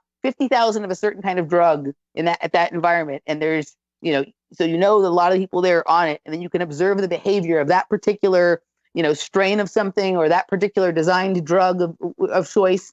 And then, there are people who are into sound and lighting. I'm not even saying so much the DJs themselves. I think there are a few DJs at high levels that really are in on it and know what's going on, but I think for the most part, no. But I do think there are people who are involved in the audio and visual production aspects with high levels of esoteric and occult knowledge. Not that all of them are intending bad things, but certainly there are some that are. And you know, this is being like watched, observed, and participated in by intelligence agencies, corporations that have patents on psychotronic weaponry, on, you know, sound and light, like literally how they're if anyone who knows anything about targeted individuals and directed energy weapons that are being used on them, this is all about frequency, about sound and even light frequency. And that when you go to a rave or an electronic dance music festival, you are just in a bath of that stuff. And you know what I mean? And also there's so much stimulation going on. There's so much noise. There's so many people. There's so much energy. They know people are on drugs. It's a perfect place to experiment with certain kinds of energy weapons and whatnot, because a person wouldn't even know it was being used on them. Their body's under so much stimulation anyway. It's just, you know, and I don't like saying this. Like, I'm sure there's some people, I've gotten a lot of, you know, people contact me since I've been speaking out about this who agree with me or are supportive of what I'm saying. But I also know that there are some of my friends in the dance music scene who I make very nervous when I talk about this stuff. And that isn't my intention. I love dance music. I love going to parties. I love dancing. I love having, you know, really cool, like emotional, metaphysical, personal experiences on the dance floor. And I know that that's possible, and everybody should be entitled to that. And it shouldn't be some false synthetic creation or some kind of weird guided, you know, experience. I think we should be able to be safe listening to music and having whatever experiences we want to have. And that's why I'm speaking out about this. This, you know, it's not too late for us to wrestle back some control over our own culture here. I had hundreds to Tavistock. I had hundreds and hundreds and hundreds of experiences at raves. And I mean, there were times when we would roll for 5 days straight. And I've never had a more profound experience than I have outside looking at the stars and being completely by myself with my twin, you know, but nobody else around. Those are the really profound experiences. So sure. So I've had some of those kinds of experiences as well, but I will tell you this. Now, she could be mind controlling me though. She was the moderator at the Prison Planet Forum when I met her. Yeah. So you know, I was never, you know, while I did a lot of partying, I was never, I mean, not to say that I never did it, but I was not so into this staying up for 5 days rolling. Like, I like to dance, and I was always pretty much interested in, I would get, you know, sometimes I did drugs, sometimes I didn't. And I wanted to dance all night and have an inward journey experience. And I would like have all of these interesting thoughts and revelations. And I would tell people about them the next day. And they'd be like, that's what you were doing at the party? Gee, we were like rolling in the corner and doing this and that. And we were super fucked up and this. And I was having a completely different experience. I was using those experiences for a different purpose than a lot of people were. And especially as I've gotten older, like I'm having an internal experience when I'm at a party. Like every once in a while, I'll go to a party where I'm just not that into it and I'll spend more time socializing. But for me, you know, think about it. Just like it can be used for mind control, you can have amazing revelatory experiences. If you have your vessel, your body in the right condition, you guys know this from your ayahuasca journeys. If you have your, you know, which it changes your frequency, just like the music and the lights and whatever can, and any psychedelics you may take. If you've eaten correctly and taken good care of your body, and you enter into this situation where there's all these different varying levels of frequencies, there is information stored at those levels that you can have access to if that's what you're focused on. If you're not distracted with being super duper messed up or paying attention to all the ridiculous stuff going on, there's a tremendous amount of self-exploration and revelation that can be had in those experiences. And for me, that's always been more what it's about. But yeah, no, I know lots of people who are just caught up in the partying aspect of it. And, you know, that's okay too. I haven't had as many experiences like you're speaking about in nature, and really not so many with another. I've had some, and really not so many with another person. I have not yet met my soulmate or my twin flame or any of that kind of thing. So most of my meaningful experiences have actually been internal, you know, solitary experiences, but that's okay too. They've been very meaningful for me. So So yeah, it's, all of these things that can be used one way can also be used the other way. They're all double-edged swords for sure. And we're lucky in the sense that we live literally in the middle of nowhere, which is good for doing ayahuasca and stuff. And it's bad because we can never find any good food. We can never find any parties, nothing like that. And Molly, forget about it. There's no Molly here for like 300 miles. No. I have no trouble finding good restaurants and good parties. I do some of the best eating of anyone I know. And I, there's lots, I don't go out as much as I used to. There's really cool parties, several of them every weekend here. And, maybe one day when I can work a little less, I'll have time to go more often, but I appreciate the times that I am able to go. And I'm 42 years old, but I'm still like, nothing makes me happier than to stay out dancing till 8 or 10 or 12 o'clock the next day. So let me jump in for just a moment, because Randy's sitting back. I feel like he's judging all of us right now. So Randy, what's on your mind? No, Randy wants to go to the party too. He tells me sometimes, he's like, I wish I could go. But I didn't grow up in that culture. So, I'm just kind of sitting back listening to you guys relate. I grew up in an earlier generation. And the rave culture, I think that's the extreme edge of, on one hand, the consciousness expansion, and on the other side, social engineering. Yep. Because these trends are all created inside laboratories, and that's not to say that there isn't a legitimate creative aspect to it. There is, just like rock and roll. You look at rock and roll and the geniuses that were there, and then the counterfeit comes in and takes it over. Just like when they swap out the good stuff and they give you the bad drugs because they want to dry that up and they want you to become an addict. They don't want you waking up. Exactly. So, yeah. Oh, go ahead. Sorry. No, they just swap cultures out all the time. It's just to keep us spinning and dizzy and never really be able to get a balance. It's just what you walk away from with an experience is your unique experience. And I think there's a time when you don't really need to do that anymore.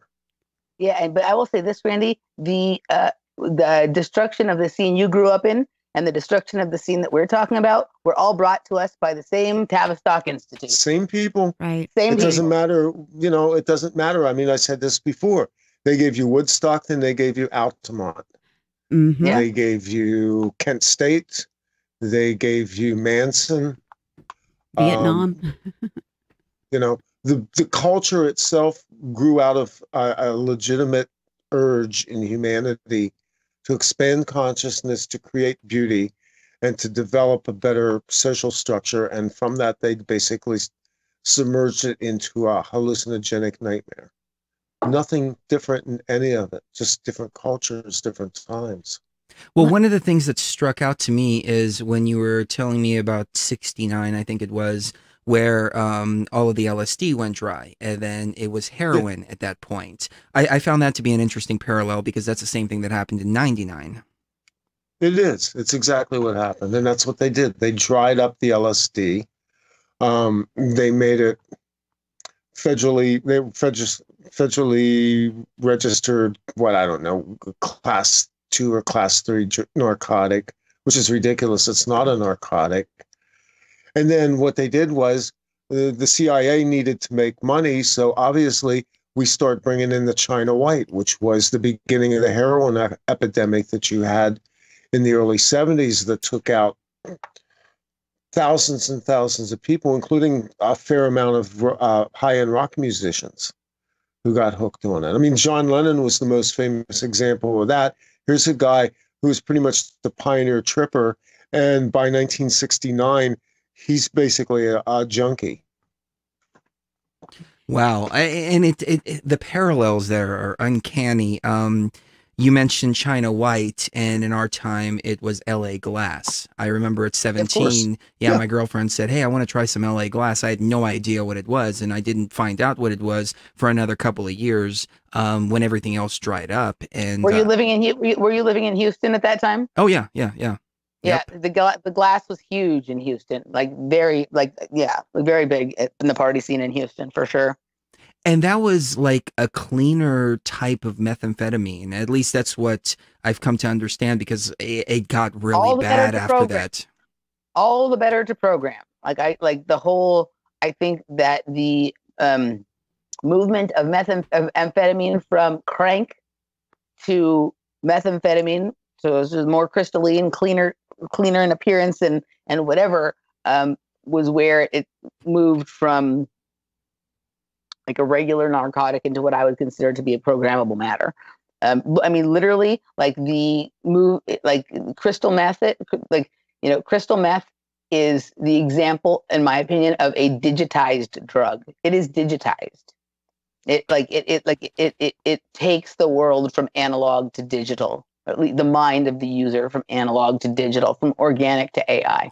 I've only done it once, and it was one bump at a party because there was nothing else, and it didn't resonate with me at all.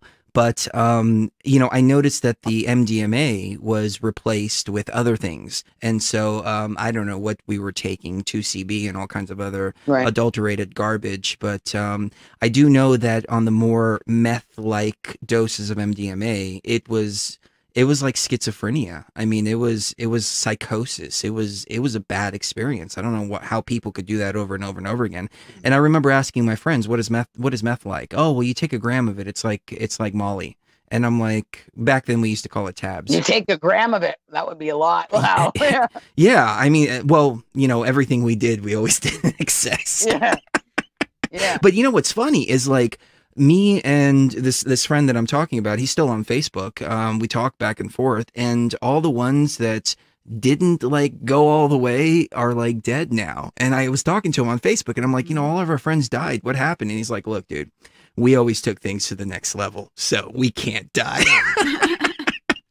But yeah, no, it's kind of it's sad. It's really sad because I've seen a lot of friends die with needles in their arms.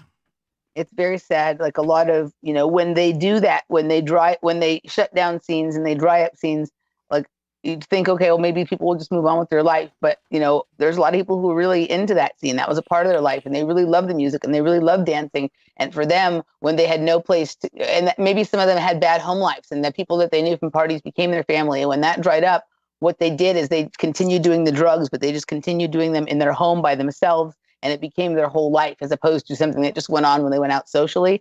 And I know a lot of people who were successful DJs who had very full, complete lives, at one time, who their destruction of the party scene back in the late 90s and early 2000s was really also the destruction of their lives. And a lot of them did not survive it. Or if they did, they survived at a much diminished capacity.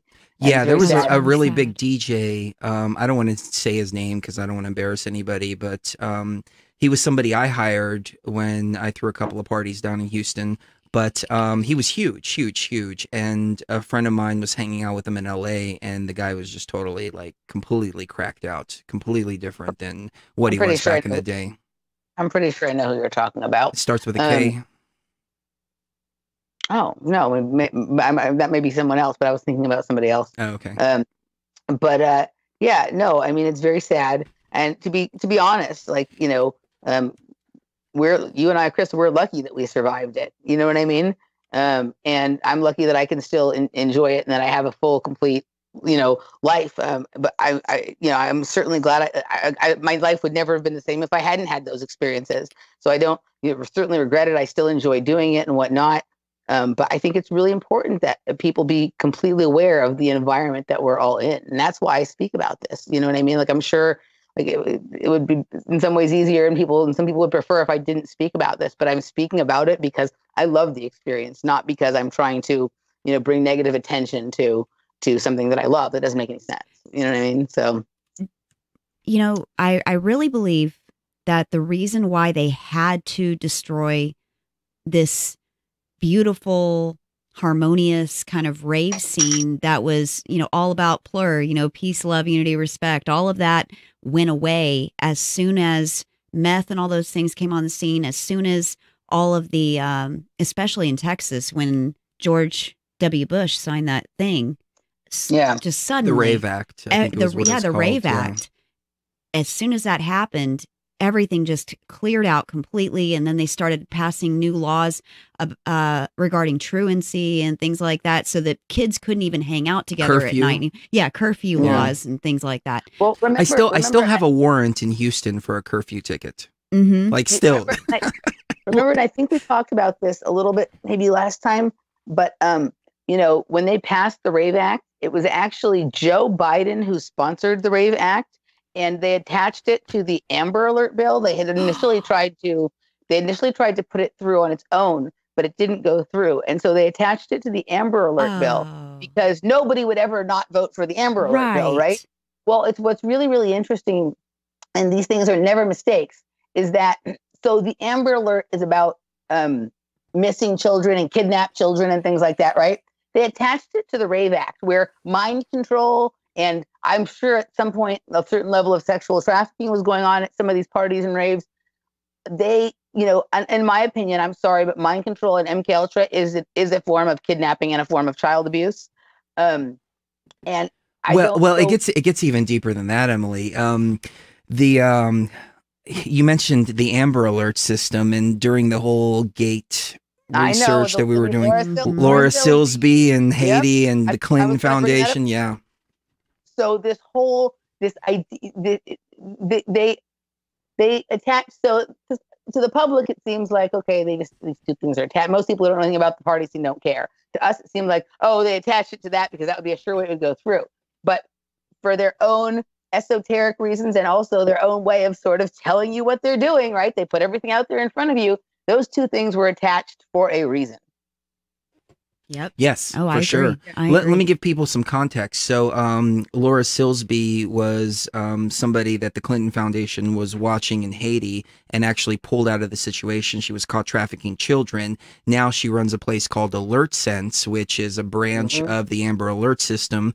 The I don't remember what it was. International Center for Missing and Exploited Children was headed by Hillary Clinton, and then they were implicated in all kinds of, you know, child trafficking. It's the wolves guarding the hen house, or the foxes guarding the hen house.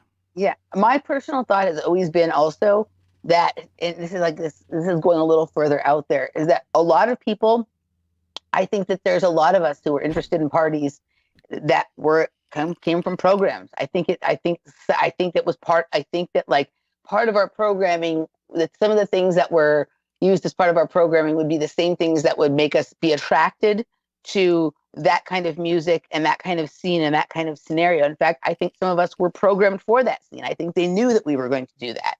And so I think that like part of the reason that they shut it down, in my opinion, was that some of us were starting to wake up in a way that they didn't expect, or in a way that they hadn't planned for. And so they just shut that shit down. You know what I mean? Well, let me ask you this, because I want to wrap it up in a few moments. I don't want to keep you too long, but I think our flat Earth friends would appreciate the NASA connection to all of this, and the fact that a lot of this took place in Houston. Yeah, no, there was actually, so some of the earliest raves in the United States in New York were called NASA raves. And they went on in New York with Frankie Bones and Joey Belstrom. And Houston was, I mean, they used to call, so didn't some of the parties we went to in Houston, because I'm assuming you and I went to probably some same parties, they would be like at some place called Space City something or other. Yeah. Yeah. Or they would be called like Launch Pad or something like that. Yeah.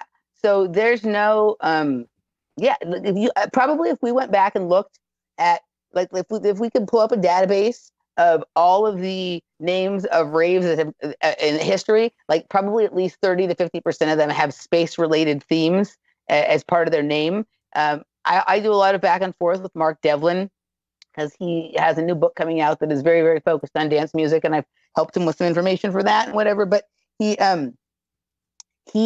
sends me constantly things he finds, and like Paul Van Dyke tweeting about aliens landing at parties and stuff like that, or that, you know, that there's going to be they're going to make contact at the party, which also sounds a lot like some of these conferences that Corey Good goes. Wait a minute. There was a party called Contact, and it was like a massive, if I remember correctly.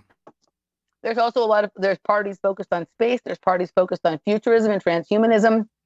I mean, if you look at some of the flyers and ads for, they don't have flyers anymore, but like the digital advertisements for a lot of these parties, it looks exactly like you're watching some sort of like future dystopian transhumanist Ray Kurzweil, Elon Musk kind of, nightmare. You know what I mean? Yeah, it's definitely a place where they're pushing. I mean, it's a great place to push the idea of transhumanism or a secret space program or or alien. I mean, there was all sorts of like alien and space references and.